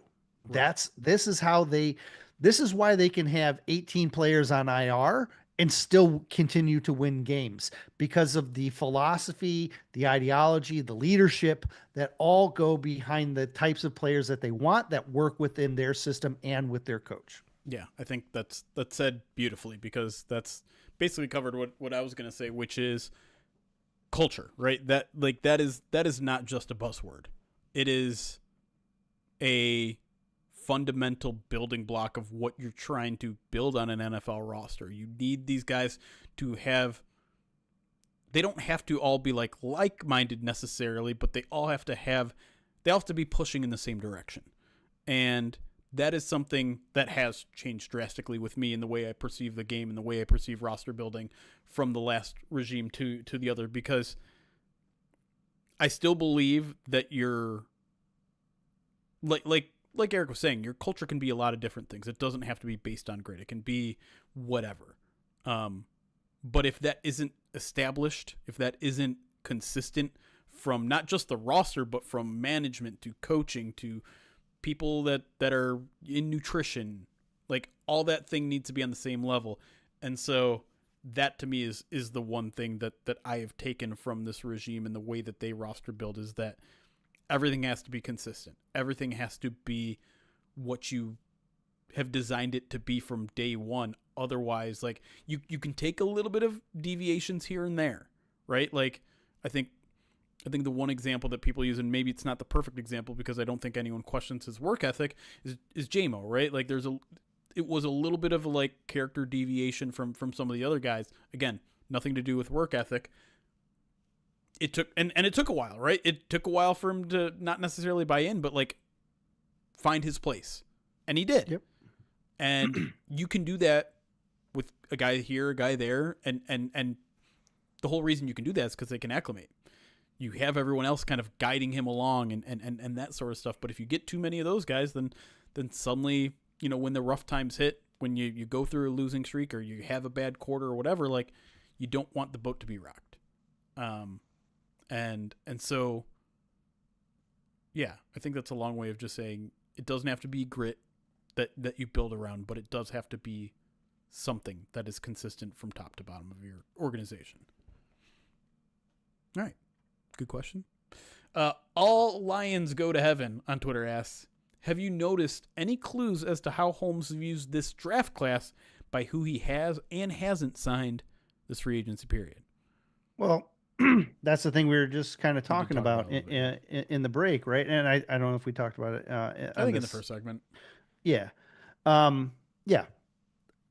The lack of addressing the guard situation tends to make me believe they're looking at guard. The same thing with edge.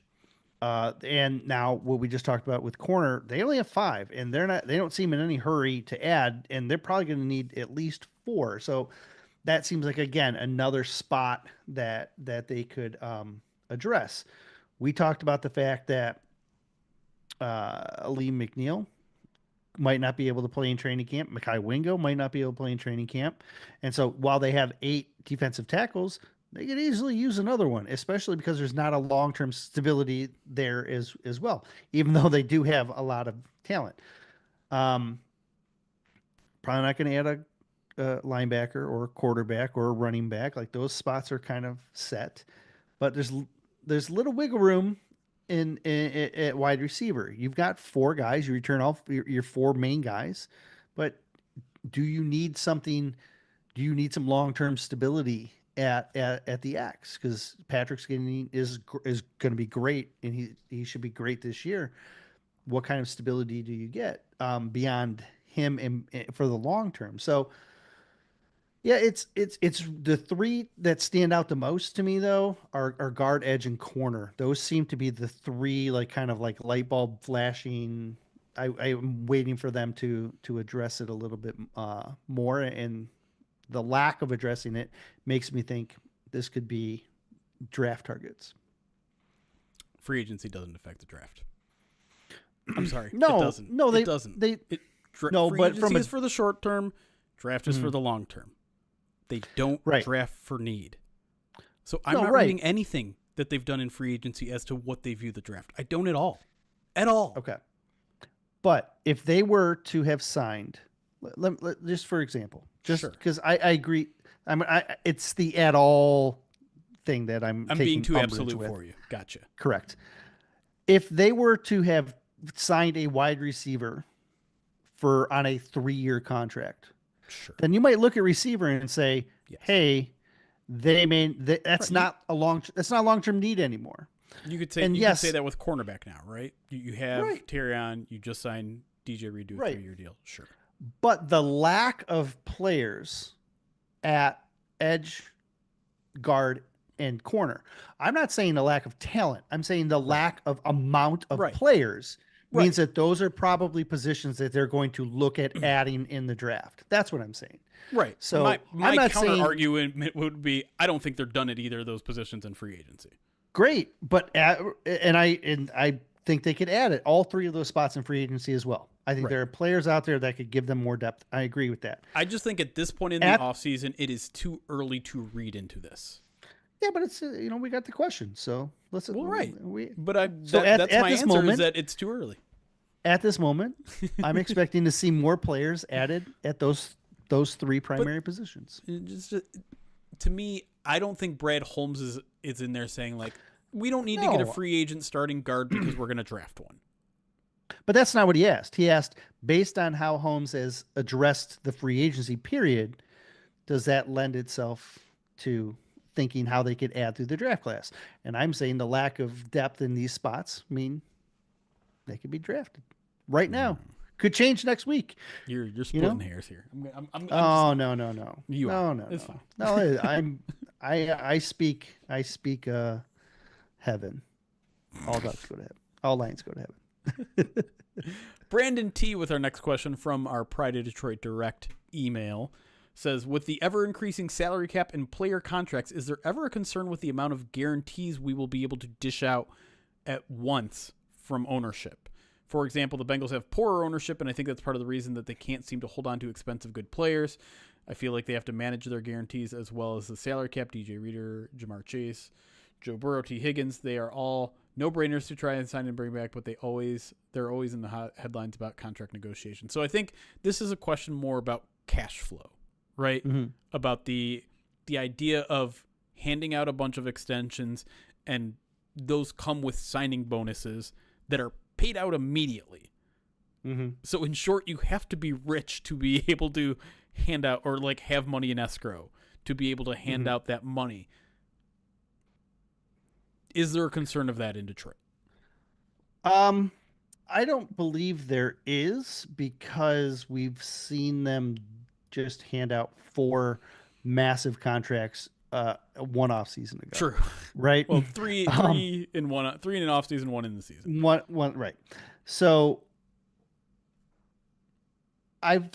based on what we've seen from Sheila Hamp, is that she is willing to spend to get a winner. And she was willing to spend during the first couple of years when they weren't good. She gave Brad Holmes money to add more positions. She gave Dan Campbell extra money to hire different coaches. Like, she was willing to spend to improve the team. And now she's being rewarded for that, because they're making more money on merchandise. They're making more money on season tickets. They're making more money in all kinds of different areas. Right. And she's getting rewarded for that. And so I believe that she understands the value in spending money to make money. And I mean, she's also a billionaire, but but I mean, all the NFL owners are at this point. All right. I mean, they all are, but she has a completely different philosophy than her dad did when her dad ran the team. Right. And so I do think she's completely aware of upcoming contracts, how money needs to be managed, and they have people in place specifically to prepare for that from a team standpoint, and they're going to be delivering that info to her as well. It's not like she's, working part-time at Ford Motor Company and working part-time at the Lions. Like, she is invested in this team, and she has regular meetings. She understands. At this point, she should have almost everything down at this point. I mean, she's 5 years in, right? Like, and so she should be well-versed in what the team is doing and where the team is headed and what it's going to cost. And she has shown nothing but a willingness to throw money at it to make money. Yeah. And I mean, she's been around football way longer than the past 5 years too, right? Like, whole life. She is been a study of the game, and certainly, like you said, is cared, has been involved with every aspect of it, and any gaps that need to be filled in. This is kind of Rod's territory as well, right? Like, he's the business side of stuff, so he's very much involved in that. I mean, they got that Meyer money last year too. That helps out. Yeah. The Meyer Performance Center money. Disner certainly helps as well. Yep. Right. I don't think it's hard to know, because you're dealing with millions and billions of dollars, and for us to do, like, it seems like monopoly money for a lot of us. So I don't 100%. I can't tell you what it really looks like to pay out 4 mega contracts that involve $70 million signing bonuses each, but at this point, there's been no cause for concern, and so I don't have any, despite the fact that there are going to be 4 or 5 more big extensions coming down the pike here in another year and a half. But it's an interesting thing to think about, because there are teams that do run into that issue. Like, it doesn't happen a ton, but there are teams that run into that issue. What I'm kind of really interested in is, how Forbes has, like, the value of each team comes out every year. Yeah. And the Lions have, like, never been always been in the bottom. Yeah. At some point, they're going to climb out of that. I don't know if it's going to be this year or next year, but, like, they're climbing. Yeah, I would think so. All right, next question here comes from Tom W., also from Pride of Detroit Direct. Asks, obviously free agency is nowhere near over, but with this draft class, is the value better to go D-line round 1 and O-line day 2, or vice versa? Sounds like this is a deep D-line class, but wasn't sure if O-line depth is the same. I would say offensive line is not as deep as defensive line. Defensive line, again, I tend to look at draft classes as like saying how many top 100 picks are there, right? Right. Because those are the guys that you would expect to be able to come in and compete to challenge, right? Or even just a role in general. Like Sure. you should be expected to compete. And so in the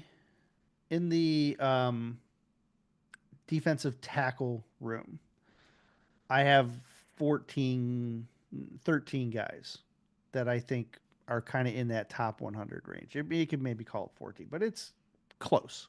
Yeah.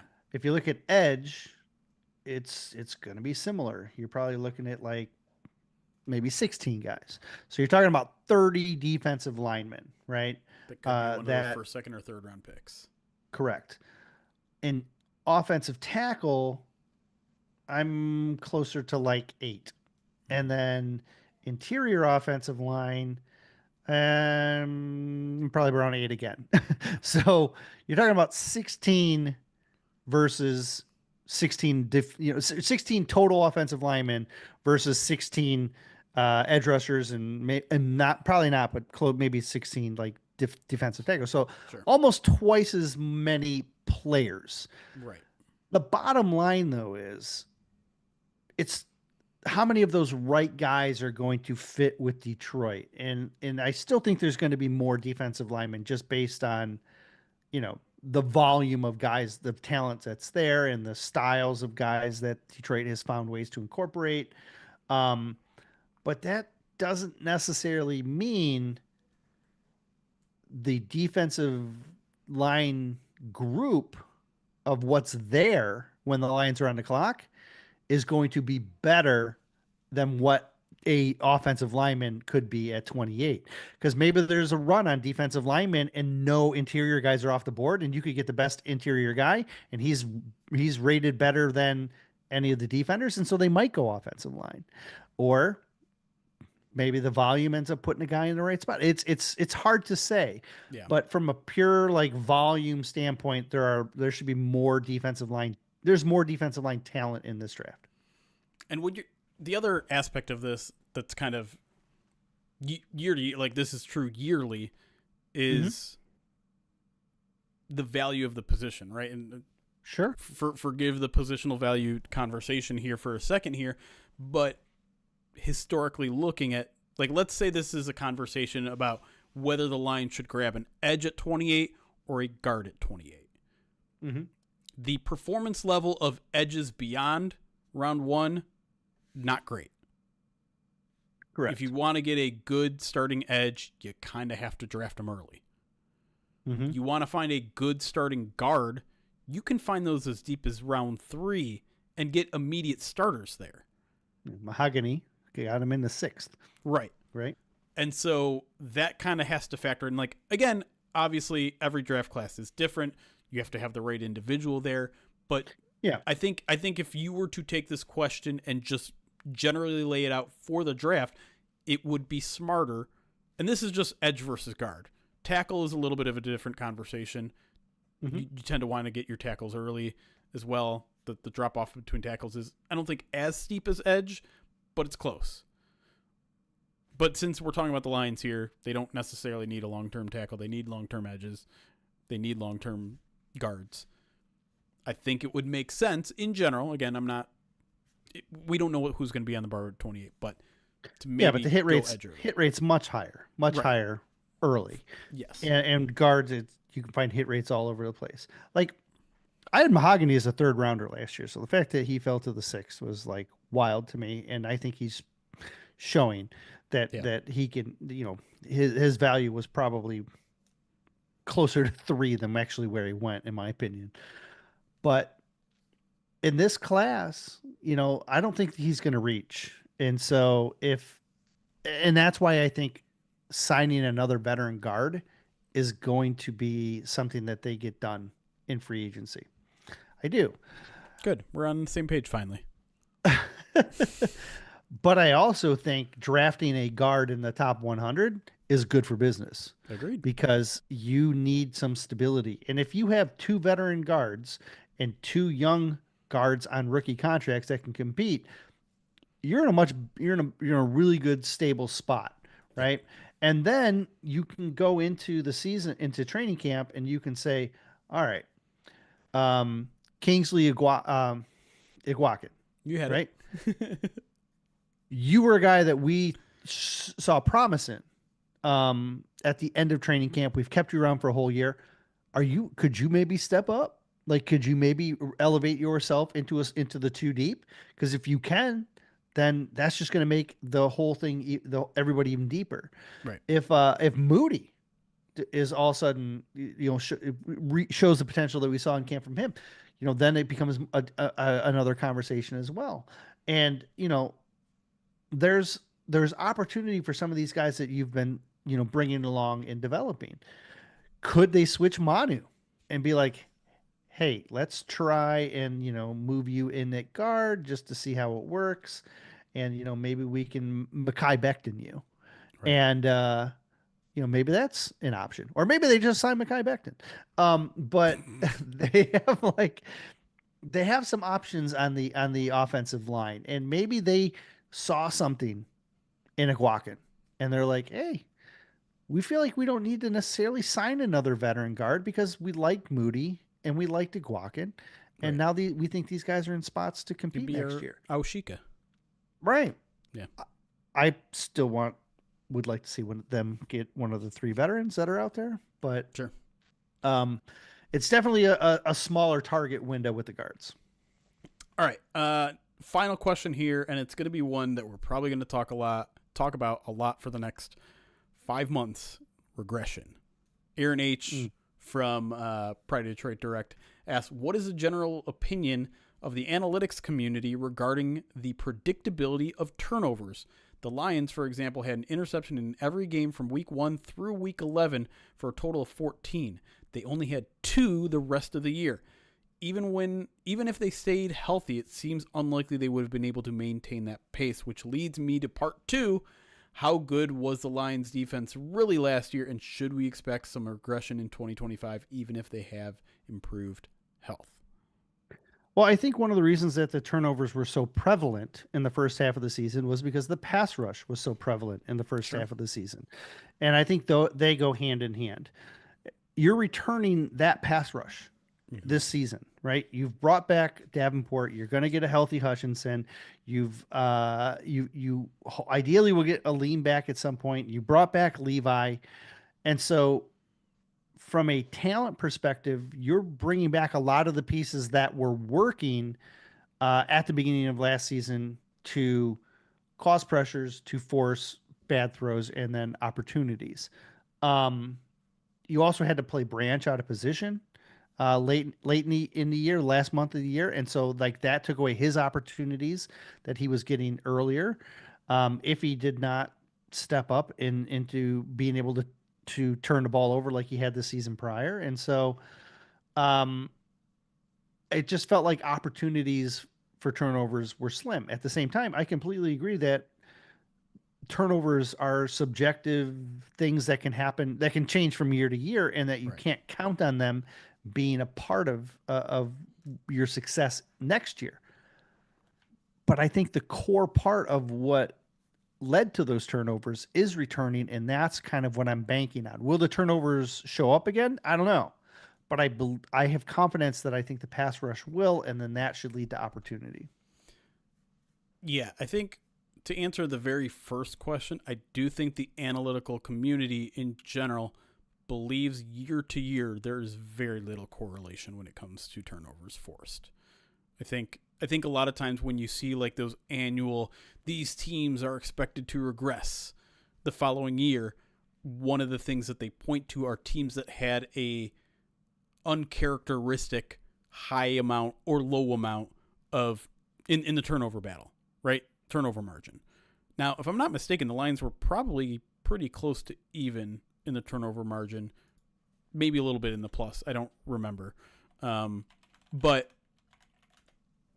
to answer that question, there is a general belief that turnovers do not carry over year to year.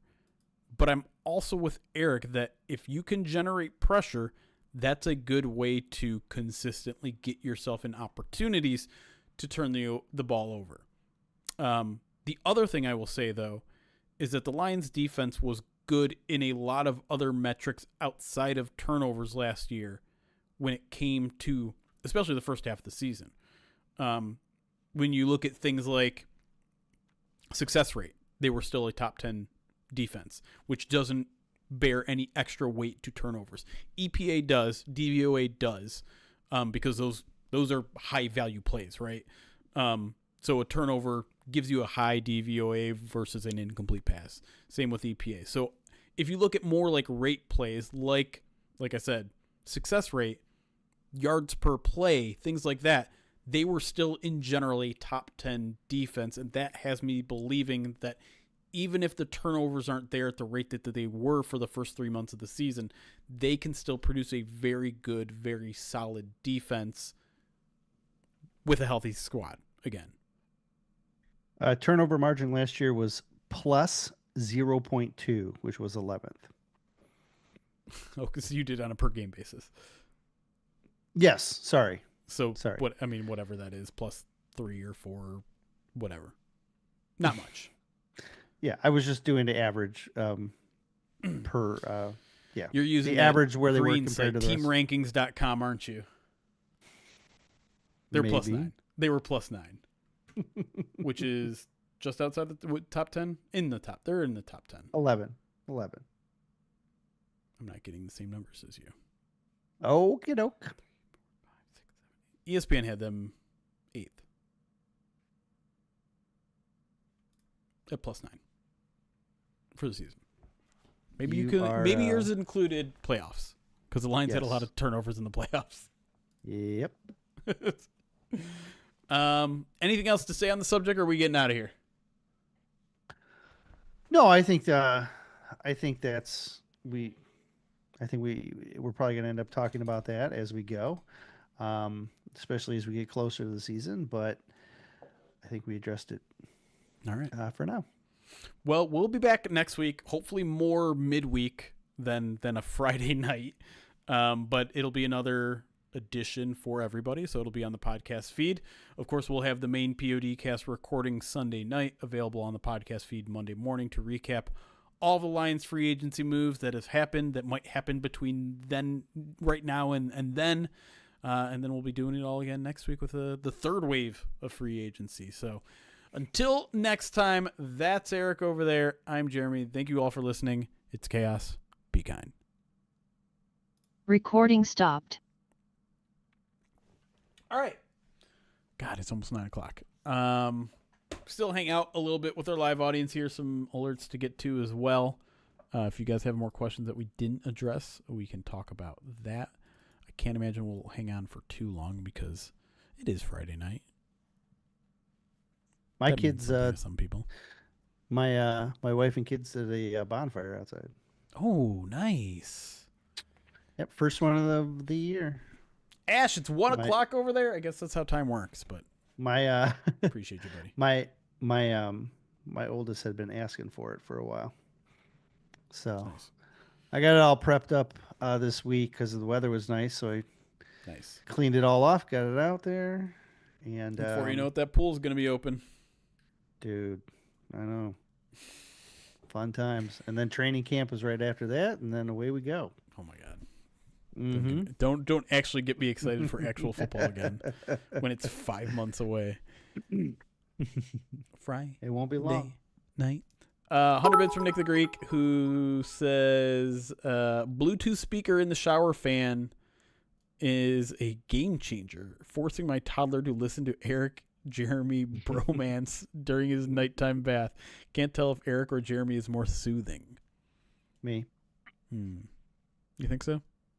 Yeah. I think I can go soothing. I think my general base level is not. Well, you get you're a little bit more up and down. Just I say I'm only go emotional. up. I only no. You emphasize more than I do. I only get You're riled up monotonous.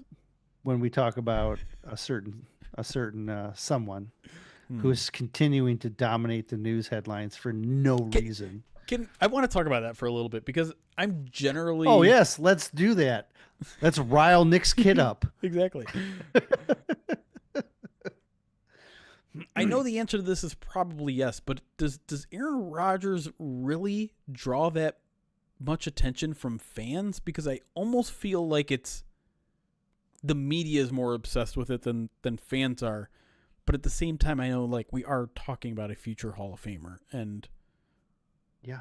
There's people that people love know him and people that his love name, to hate him. right? And that's good for business. The Jets are taking a $49 million bath to not have this great player on their team. Go ahead, Minnesota. Please, please be my guest. I, I, please. I knew Aaron Glenn was not going to put up with his shit for a Aaron Glenn, second. Aaron Glenn has ended Aaron Rodgers' career within a franchise twice.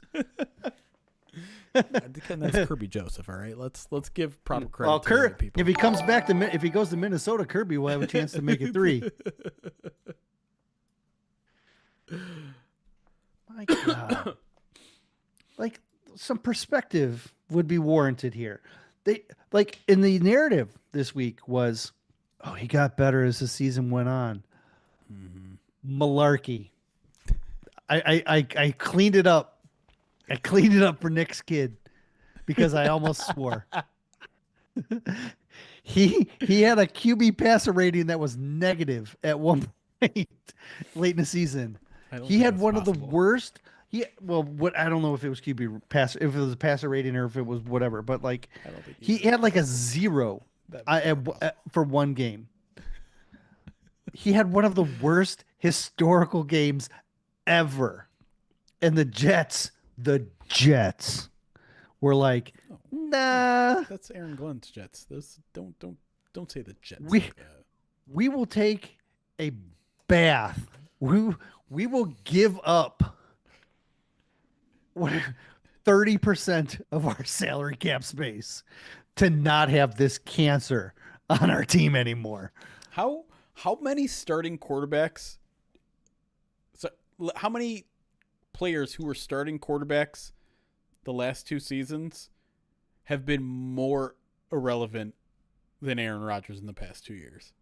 And I understand he literally missed an entire season, but Kyle Allen comes to mind. Not a starter. Oh, sorry. I just wanted to bring it back. I don't know. I'm surprised Russ is not getting a lot of love. He was a starter, and he's like they're talking about him like Russ won't be signed until the sleep. What is it? What was his thing that he did last year? Sleep. Where he went to retreat? sleep. Darkness retreat. God darn it. It's just. The fact that that's a term that we all know now is very silly. Think of the stupidest thing that someone could do, and then that's what he does. That's what he's going to do this offseason. Nick the Greek's throwing bits at you. Hold on, let me get to. Here. Let me get to the bits he's throwing at you, and then we'll get to his actual good question. I shouldn't have used the word actual like you don't normally give us good questions. One bit from Nick the Greek says, my kid's mom and dad are both lawyers. Profanity comes with the territory. Then another one bit says, and I will probably wind up working until I'm 70 so that he can pursue his dreams of being a DJ in Ibiza. Ibiza. You don't need to work till you're 70. Although no one's going to have Social Security anymore, so maybe you do. My wife and I have really made an effort to try and curb the swearing in our household for, because the kids are. How's that working? I have a word that I use that makes me sound so much older than I Ooh. am. And I You do say always, malarkey a lot already. yeah, it's worse than that. Oh, now I'd have to guess. But I say it every time that I want to say like a bad swear word. I say this word instead. Please, And please let it be fiddlesticks. no, it's not. It's not ridiculous. It's a word that you'll know. Mm-hmm. It's just it makes me feel very old when I say it. But I say it a lot because I have a lot of repeaters in my house, and I don't want them going to preschool and repeating or. I'm So just picturing H going Dig to Dab, it's a school. good one, but it's not that. H going to school and be like, "Tarnations! What in tarnations?" No, it's I actually enjoy the word because I can add different emphasis on it, but I just feel old. Are you gonna say it or no? You want me to say it? I I thought do. you were guessing. All right. I say golly. you, you But David Blauett. I do.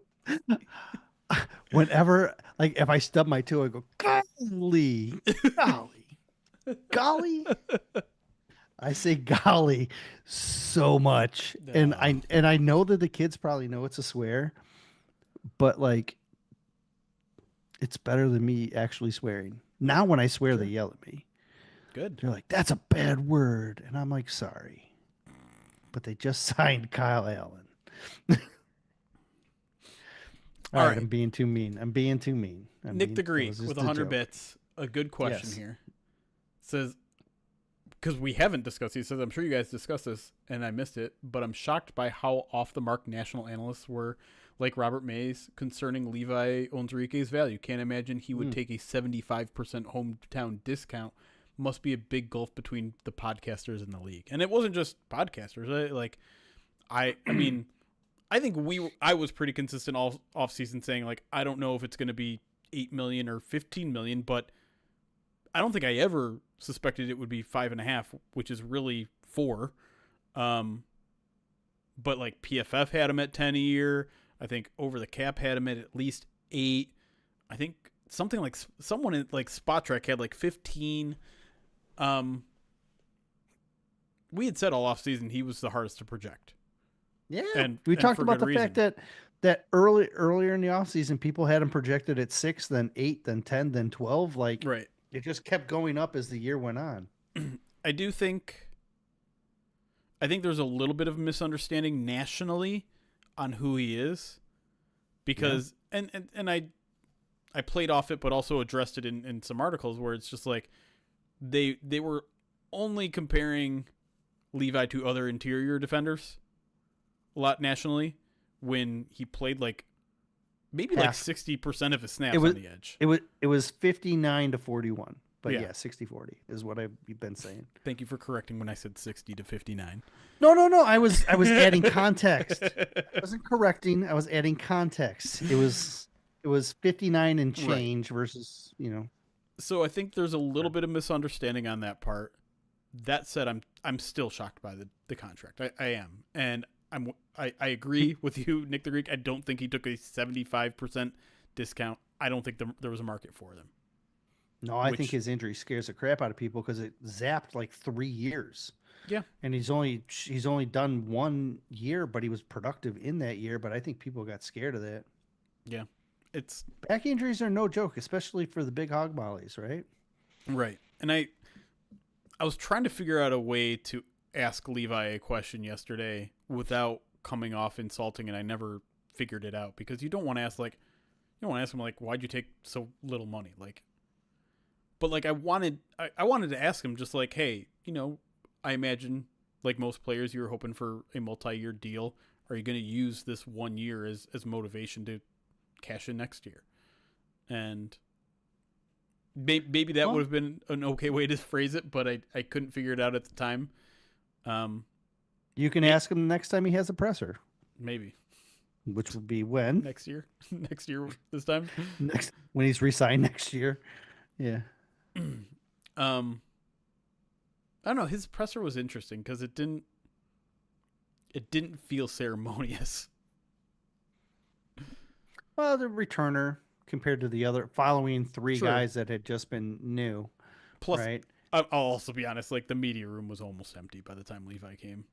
We'd been there for 10 hours. Yeah, it was. I felt bad for him He in that he sense. he. Like, Last year, he refused. Well, refused is a strong word, but he did not want to do interviews because he was trying to stay dialed in, yeah, and like he has the obligation, and he had to do one eventually, but in a lot of ways, him and Derek Barnes were both just like locked in a way that was yes, way different yes, than anyone else. And so, but Derek, at least Derek talked to the media, but he was like different. wildly intense. Like, Yes, yeah, like he's which is been way different like, from movies. If you catch him like right. casually in the locker room, he's just like super chill and the nicest dude in the world. But What's funny is if you Google or if you look up his picture in our picture database, like one of the first one that comes up is him holding a puppy, right? that's right. That's right. Yet he was like, when we talked to him in camp, he was like, "Yeah, I'll fight Dan Skipper. I don't care. I'll fight him Right. again. Right. Was it like 6 times? I'm ready to go." Like he was, whoa. Yeah. Um, and Levi was like that in a lot of ways as well because All kind of year, honestly. Like yep, he wasn't as available and jovial and all that as he was like his first 2 years. right. And I think like Davenport, he probably got tired of like all the injury questions because Davenport's presser was oh hilarious. It was he started terrible. out with that. He started out by saying, "I won't talk about injuries anymore," Yeah, and then but like you also have to keep in mind it, especially in training camp, is that I get it. Yeah, there's a lot of casual reporters that come in, and it's not just like the core guys who write about the team all the time. There's a lot of just I'm here for the day, or right. once a week. This is my one day a week that I'm trying to come in during training camp, and they will ask the most bland questions, and it will get like tedious, right? Yes. Like Plus, it it's hard to get the like actual get these guys relaxed when there's so many people that aren't familiar to them. not to mention just like the overall anxiety and intensity of training camp in general. Like there's so Sure. much happening. You're fighting for a starting role. You're fighting for a spot on the roster. You're fighting for this. You're trying to cram everything you possibly can know about the position, about the playbook, about all that. It's a And high all casuals want to know is where are you on the depth chart and are you hurt? right, Right? Like right. Or they asked, very like, how's it feel to be back out there on the field? Are you looking excited? Are you looking forward to week one? Have you thought about that moment of standing out there on the field? Like standard rookie question. they're not. Yeah, they're not malicious questions, but like you said, they're tedious for someone who just wants to go into the locker room and take a shower. Mm-hmm. So But contract year. any criticisms that we're having of press conferences, we understand it. We get the player's point of view. Yeah. And I certainly get Levi wanting to just lock in last year and be like, hey, don't want to answer your questions. I just want to focus. And I think everyone in the media room respected that and understood it. There are like certain rules where like you can't say no a certain amount of times, or you have to be available every 4 weeks minimum, or in the or something CBA, like that. Yeah. right? Yeah. But if you come to the media with a request like that, like, hey, can you just let me lock in for the first month of the season? Very rarely is anyone going to put up a stink. Yep. Now he ended up having to do one media session, but I think that was just like because he did have other requests. Right. Beyond, but like we kind of left him alone when he was coming off the field and stuff like that. Right. Anyways. And I think contract year, that's another element, right? A lot of these Sure. guys don't want to be like, oh, is this a prove it year for you? When in a lot of ways it is, but they don't want to they don't want to talk about it. And I think we saw Right. that with both Levi and Derek last year. So Right. who's going to be this year? You know, Levi who's it again. going to be? Yeah, and Anzo, Amik, Khalif. Gosh, these are all guys that have been here. I Imagine if do wonder if Alex is going Josh to get one Pascal. more like huge payday here. Well, I don't know why I can't shake the I love everything about Aaron Glenn, you know, thing. And Yeah. I wonder if Yeah. he's just like, hey, at the same time, I Mm. look at the fact that he's settled and he has young kids and Yep. maybe he doesn't want to go and move. I don't know. I Yeah. think if the money's tempting enough and the opportunities enough, who knows? True. But it's as much as I'm a little concerned about him leaving for Glenn. I also think his position coach is just named defensive coordinator, so that it could Right. certainly help make a case for him to stay. So Yeah. All right, a couple more questions via some donations and bits and things like that. So I want to make sure we get to those. Gasman over on YouTube, $5 super chat says, "Are you as annoyed as me when you hear fans clamoring for big, huge money signings? I think that's yes, exactly what the Lions shouldn't do." yeah, yeah, of course. Um, and we talked about it a little bit on the podcast too, like Yeah. the big, and we've talked about it in the past. The big money signings that the Lions are going to make are going to be internal, and you get one free agent that maybe you wanted to bring back and it doesn't work, and so you sign an equal free agent. Like you lose Carlton and you bring in Reed, right? And so like that's almost like a wash as far as like where you're spending your money. But like the big increases, the big impacts, those are going to be retaining the guys that are core fundamentalists and fundamental foundational players, right? Yeah. And so um yes, I get very annoyed with I will tweet something out that said, "Hey, I liked the press conference of these two new guys." And then somebody will say something ridiculous underneath it. And there's multiple ridiculous things. And often I don't see them on Twitter, but like I've been they've been showing up more. And I do get a little, I'm I'm trying to be more understanding and more like the whole like be curious, not judgmental. I think that's a Sure. very good way to live your life in general. And like I said at the top, I understand where those people are coming from. And Mm-hmm. I don't even necessarily think they're wrong. Like they just want something different that Brad Holmes and I don't want.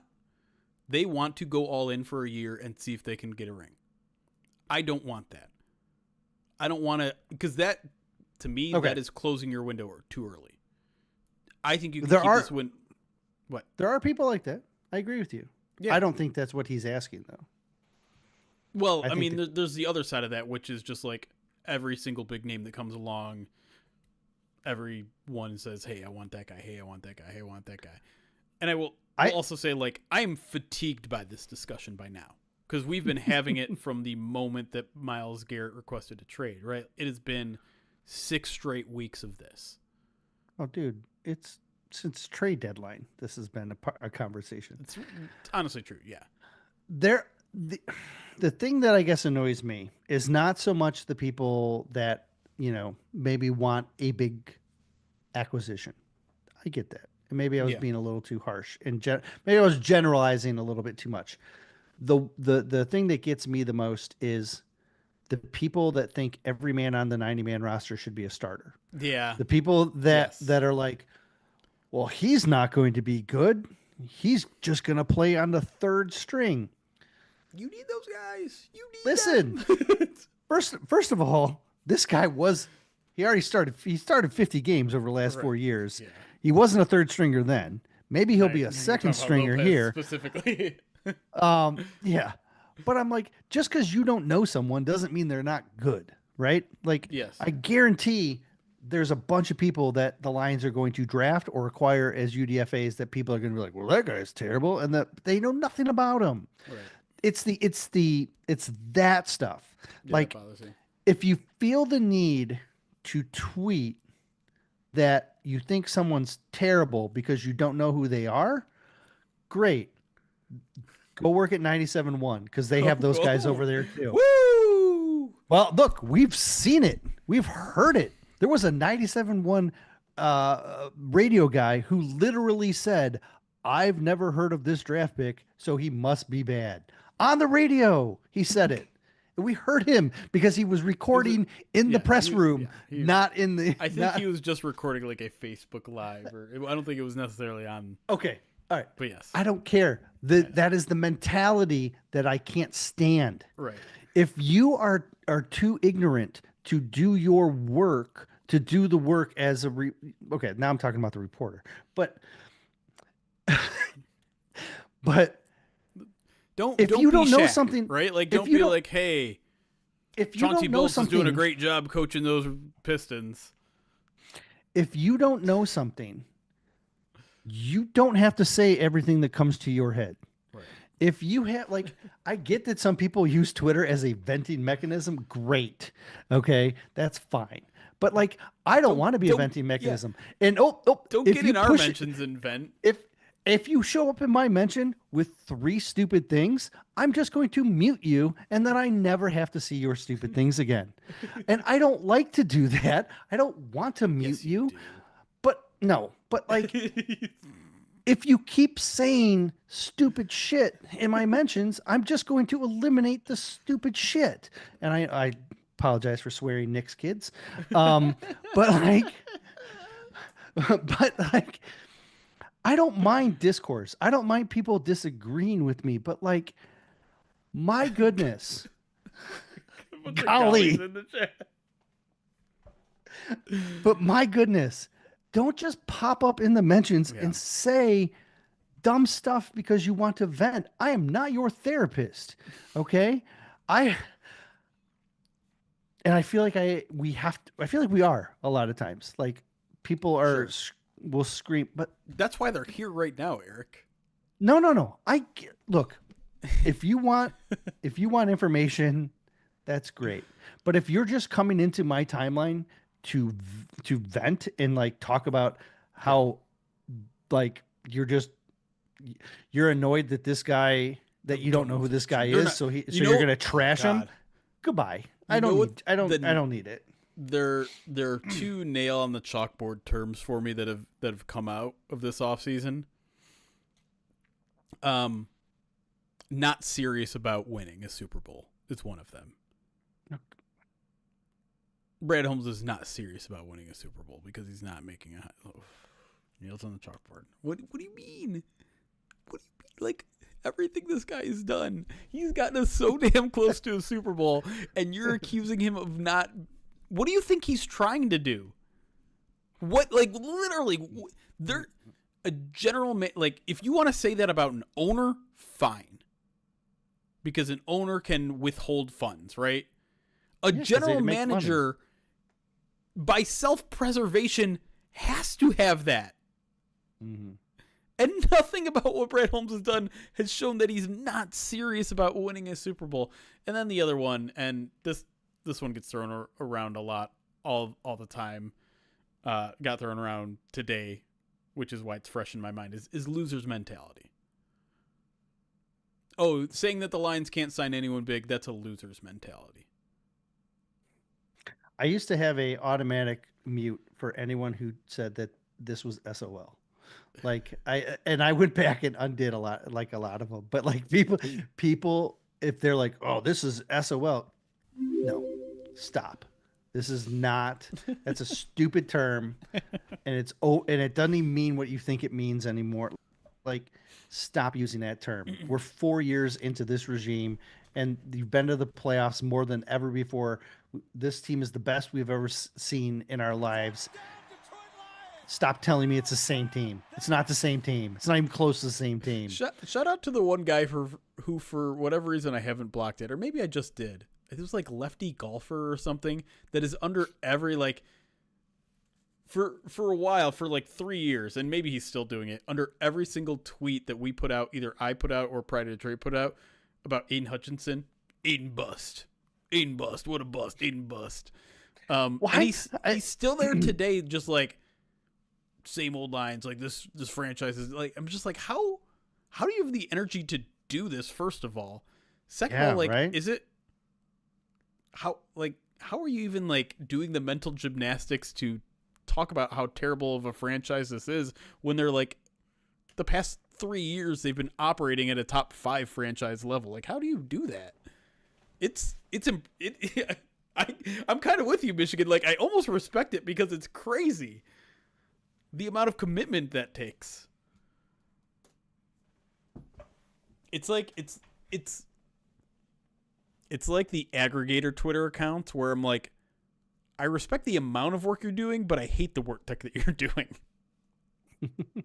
Does that make sense? I understand. It's like Aaron Wilson. Like, it's completely unnecessary for him to cover a team and tweet every single contract in the entire world. Like, it's unnecessary. He's mostly benevolent. I know he said some very terrible things in the past. Yeah. I'm not condoning any of that, but like, I enjoy his Twitter account. It is helpful for me. Right, but I'm saying it's yes, because he gets access to information sooner. But in a way, it's I don't understand the energy. Like, he has, like, when I was looking for a contract, I couldn't find it anywhere, so I went to his timeline and I was looking for it, right? And I looked at his tweet count. He has over 200,000 tweets or something like that. Like, that's wild. That's lunacy. Now you have me going to his timeline because I'm like itching for DJ Reed's contract numbers. I'll take anything, man. Just give me. Give me. I can't think of anybody's name. Give me Lopez. Stewart. I'll take Stewart Lopez. Just give me something. I need a new contract. I got Levi's today. I was excited about that.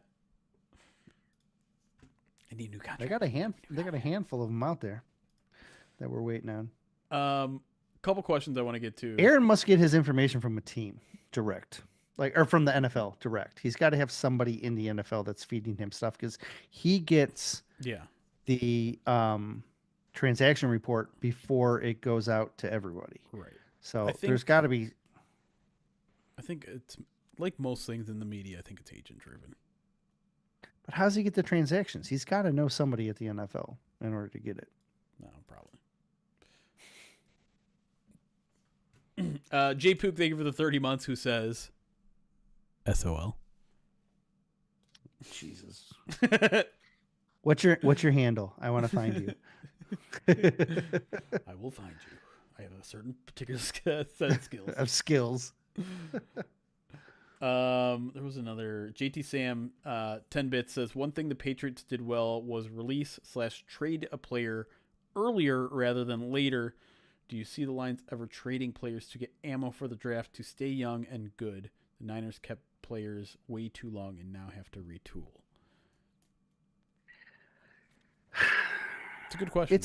It's hard to sort that because every player, because of the way that Brad Holmes approaches free agency, you've got the only players that you have on like long-term contracts that are typically like tradable are guys that you've drafted.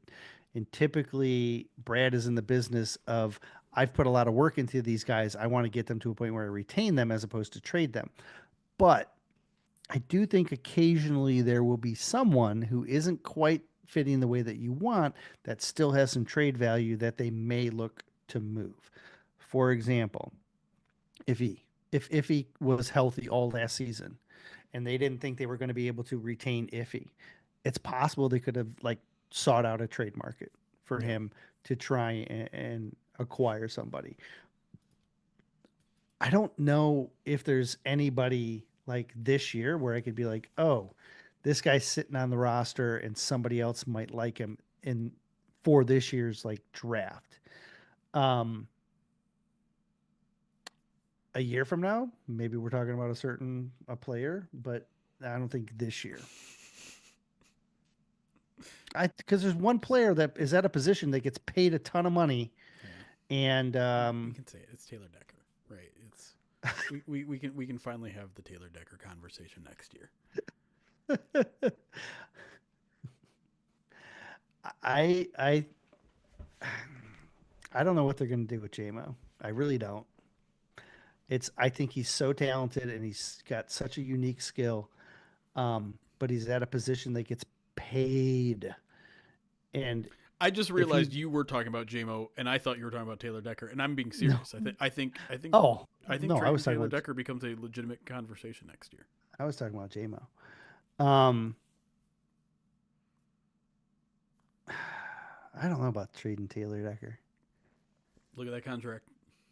I know I am. I know the contract is what it is, but I don't. I mean, how tradable is it? Um, Get a team like Chicago Bears this offseason that are just like, we have to fix our offensive line. Let me do everything. Like, I understand building through the trenches is the right move for Chicago, and it's something they should have been doing a long time ago. But what they did this offseason reeks to me of like insane desperation. A sure. little bit. And so, I mean, obviously, what you do with Decker is highly dependent on where you think Giovanni Manu is. Like, there's no question about that. But if you have an inkling, man, that's the year to do it. Is find a team that thinks they're a left tackle away, thinks they're a tackle away.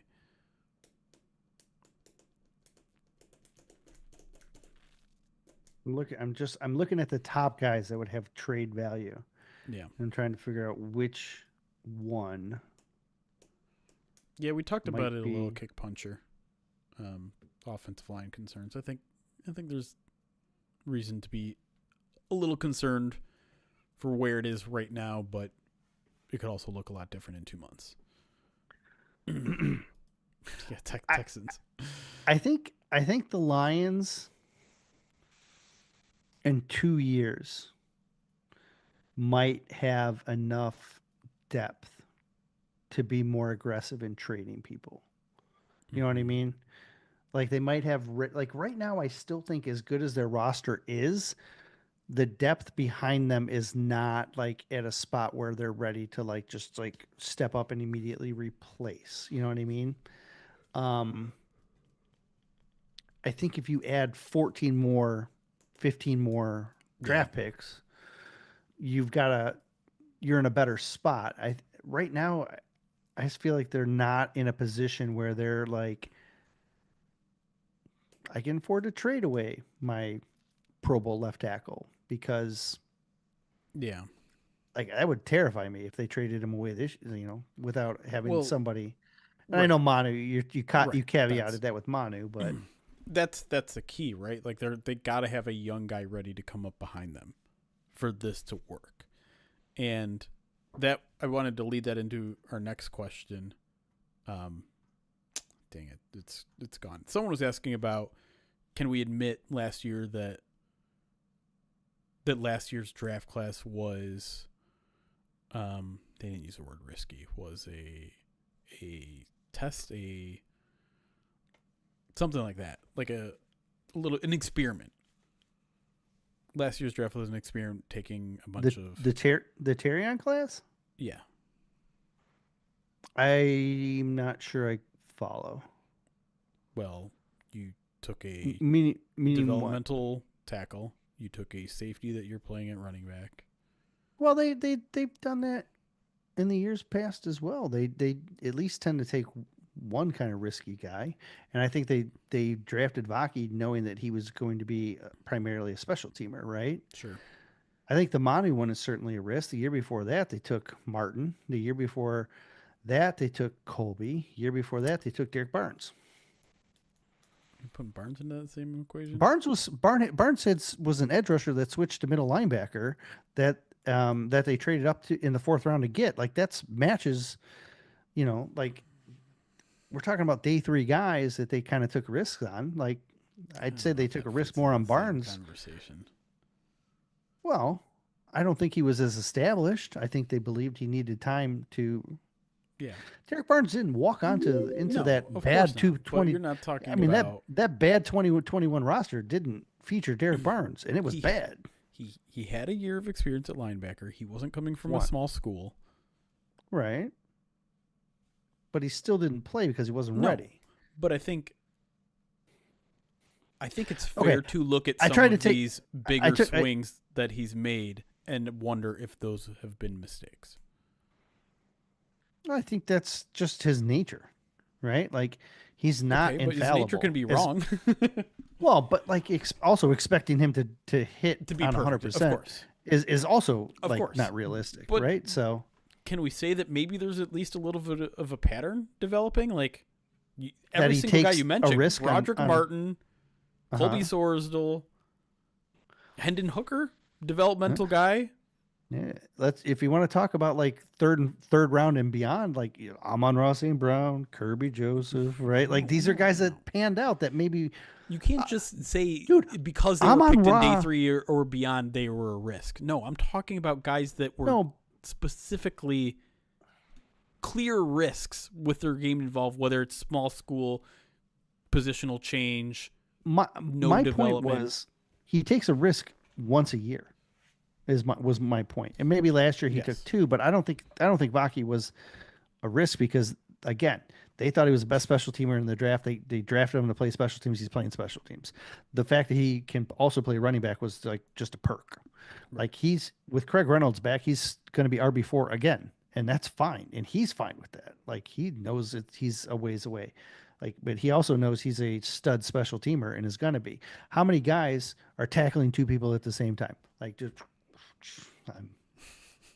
Made the highlight reel. That was pretty awesome. Was that preseason? Texans game. Yeah, it got buried in the chaos of the entire game. Yeah. Listen, and I'm playing a little bit of devil's advocate here because a lot of people in the chat are saying like, let's not bury Vaki's career. Let's not bury Manu's career. I love Vaki. But I said a big mystery. I wrote an entire article about it after the draft. I thought the 2024 draft class was unnecessarily risky. And I still do. That doesn't mean it's not going to turn out to be good, but he took a lot of risks in that draft. And for a team that is going to rely heavily on rookie contributors or guys on rookie contracts that will need, they'll have to rely on these guys on rookie contracts to offset all of the extensions they're doing. I don't necessarily agree that it was the right time to do that because, they're so good they can take these risks. No, you need to rely on your draft even more going forward. And I think there's less room for risk taking now. I think Malcolm was a risk. And I think that's a risk that kind of paid out. I think Antoine Green was a risk that probably didn't. I don't think any of the 7th rounders have really panned out, but that's not unusual with a good team. That's not really risk either. 6th or 7th round, I wouldn't count as risk. I know well, but then Colby in this situation, but yeah, I think I really think most of the risk last year is just the Manu move, right? That was a huge gamble. But I think most of his other like risks, you can kind of see him. I think Broderick was probably a little risky. Was risky too. You could quantify that in there as well. Those were 2 examples of him betting on traits instead of like my coaches can develop these guys who have crazy traits into something. There's guys in this draft that are like that too. But I don't know if Brad would draft them based on just their traits. You know what I mean? Like there's another defensive tackle from Kentucky that is like ginormous. 6'7.5", 331 pounds. Jeez, but like, you know what his problem is? Yeah, Deone Walker. Yep. You know what his problem is? Pad level. Is that why his NFL type is Broderick Martin? Yes. That's why. Yes. It is 100% why. You know who doesn't have a problem with pad level? 6'2" Aleem McNeil, six Right. foot 2.5 DJ Reader, 6'3" Levi, 6'2" Ray Lopez, 6 foot Makai Wingo, but 6'5" Broderick Martin does have an Right. issue with pad level. Like every other guy outside of Martin is either in the 6'2" and change or lower. Levi is, he's 6'3", but like all the other guys are like, and then Reader's like almost 6'2.5". But like my point is, the smaller guys don't have issues with pad level, and while a Yeah. 6'7", 330-pound guy is like, ooh, you gonna have a problem with pad level. There was a recent clip that I saw on the New Heights podcast, the Kelsey brothers podcast, Yep. where he was talking about leverage and how Oh, he was small. I mean, he he's was low. small, but Yeah. the guys that he really struggled with were these Also shorter low. guys. Yeah. Yes, Aaron Donald. Yeah. Yeah. I think he was asked like who's the toughest guy. It's Aaron Donald. But Oh, I'm like, sure he said Aaron Donald. but he's like, luckily most of the time he's going up against guards, not bothering me. And I'm trying to remember the guy he mentioned because he kind of gave him a backhanded compliment. He's like, sometimes it's not. He's like, sometimes it's not like the great guys that you're going against. It's those other guys. I want. It's not Dontari Poe, but it was a name like that. No, Poe's way too big. Puna Ford. That's who it was. I love Puna. 6 foot, sawed off. Yeah, I love Puna. Puna's great. Yeah, and he was kind of calling him a not great player, but he kept saying like, yeah, short guy with long arms. That's something that gave him a ton of issues because I think Kelsey was another one of those guys like, I don't know if the short arms are going to work in the NFL. I think it did okay. So I'm trying to see if there are short guys with long I arms. just got the Red Wings score. Jesus Christ. Well, you weren't watching. Omar Norman Lott from Tennessee. He was one of the guys I profiled. Under 6 foot, 80-inch wingspan with 33 and 3/4 inch arms. That's a nice combo. Short, long arms. Lance Erline hates him. Oh yeah, Jillian absolutely hate. Tennessee rotated their defensive line like hockey lines, and so he was constantly being rotated in and out. Barely was on the field during running plays. Mostly just a pass rusher. I love his talent. I liked him a lot. But John again, Whitaker, if you're watching, limited. Why are you so excited about your boy? He just tweeted, love this move, a lot of upside. We obviously haven't had any time to look into this guy at all. Whitaker, show yourself. He's probably not here. All right. I think it's about time to get out of here. I don't know if anyone else is watching still. I'm pretty tired. There are 68 people hanging on every word and helping us out with Puna Ford. On Twitch or YouTube? On Twitch. I don't have the YouTube feed up. Dude, we kill it on YouTube. We still got 161 people watching on YouTube. I shut it off because I have the live chat that shows both feeds. It's true. It's true. My streaming software no longer shows me viewership, so. I didn't say he sucks. I have not watched the whole Jared Goff podcast. I've seen clips of this podcast appearance, which I think it's a podcast hosted by Alex Smith. The quarterback? Yeah. Former quarterback? I almost did the Conan show. The guy with the leg? Hot ones? Oh. Yeah, no. Oh, yeah. From Conan. Yes. The investment banker? Alex Smith. The Mormon? The Mormon? I think he's Mormon. I believe he is. I'm speaking out of turn. sure, right? No, he went to Utah. Oh. No. Did he? Where was Urban? He was Urban Meyer's. I think it was Utah.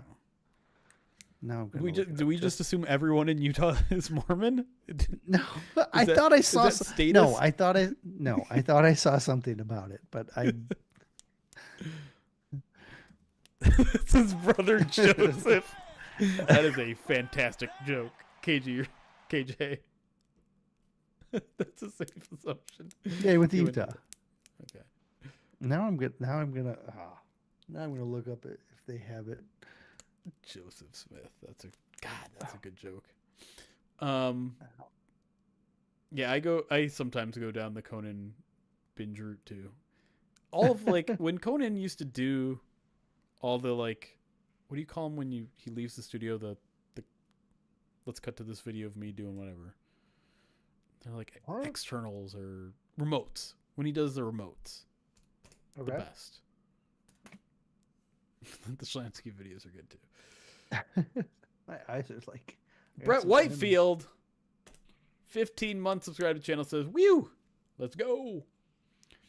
Brett, ask him about your boy. Tell us about Kenny your boy, the Lions' new tight end, and then also say something about the Lions' free agency period that will make people feel better. Because you know there are people out there trying to make Lions fans feel bad about what's happening. Someone named Fascist Admin just followed us as well. Not sure how I feel about that. Not great. Am we caught up on other alerts? Bid alerts? I think we're caught up on bid alerts.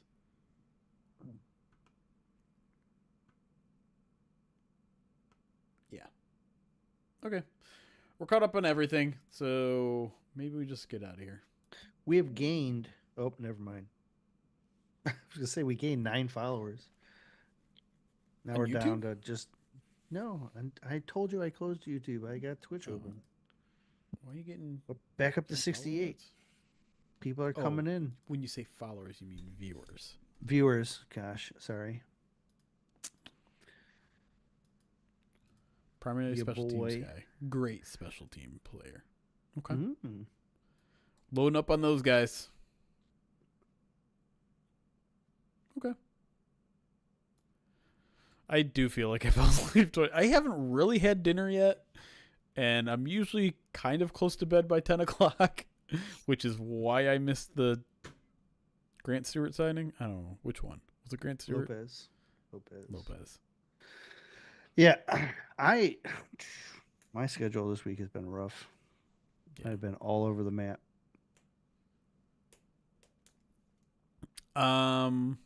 Next show is Sunday night.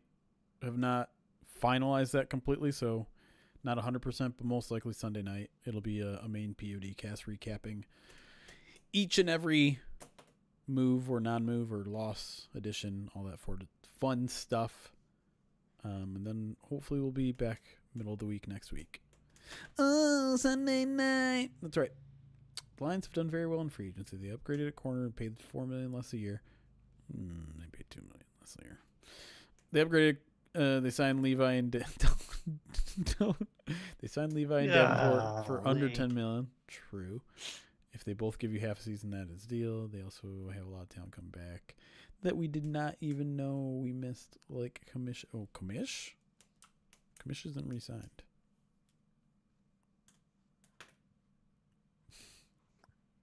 But I think he's insinuating like injured players. Yeah. That we didn't miss. That's true. Predictions on Michigan Purdue. Pain. Michigan's 0-3 in my mind because college basketball season starts in March. And they have not won in March yet. I don't know how they did the rest of the season because I don't watch. But they are up 7 points in the first half. Spoiler. Okay. I am out of gas. I don't know. Maybe people have it on DVR. They're watching us. Like when you guys are done rambling about whatever you're rambling about. Which one of the people that is watching us right now is DVRing Michigan Purdue? That's I want to hear. It's a Big Ten tournament, Eric. It's a big game. Okay. you say so. If it was a big game, I would imagine they would have turned off Sleepy Jeremy and You're sleepy too, all right. watch it. I am, but like not in a, it's different.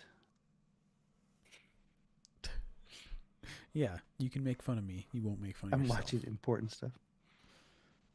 See, people can multitask. Okay. We're getting out of here. All right. Guys, have a great rest of your weekend. Enjoy some of the good weather. I know it's supposed to rain, but See everybody in a month, I guess. Well, when we do with the next one of the next main show. No, it's gonna be like Wednesday. Wednesday night. I don't know. I gotta check my schedule. Oh my god. Don't be sad. Brett, we've been live for 3 hours. 3 hours and 15 minutes. He's the old man, but I act like an old man when it comes to my sleep patterns. Like I'm set up alerts, Brett. You don't need to be told. Get your phone to tell you. Do you know what Wednesday is, by the way? I'm pretty sure Ash Wednesday already passed, so no. It is. Will be my 4-year anniversary with POD. Oh, what's the 4-year anniversary like material? Do I have to get you Money. like a glass? Money. Money.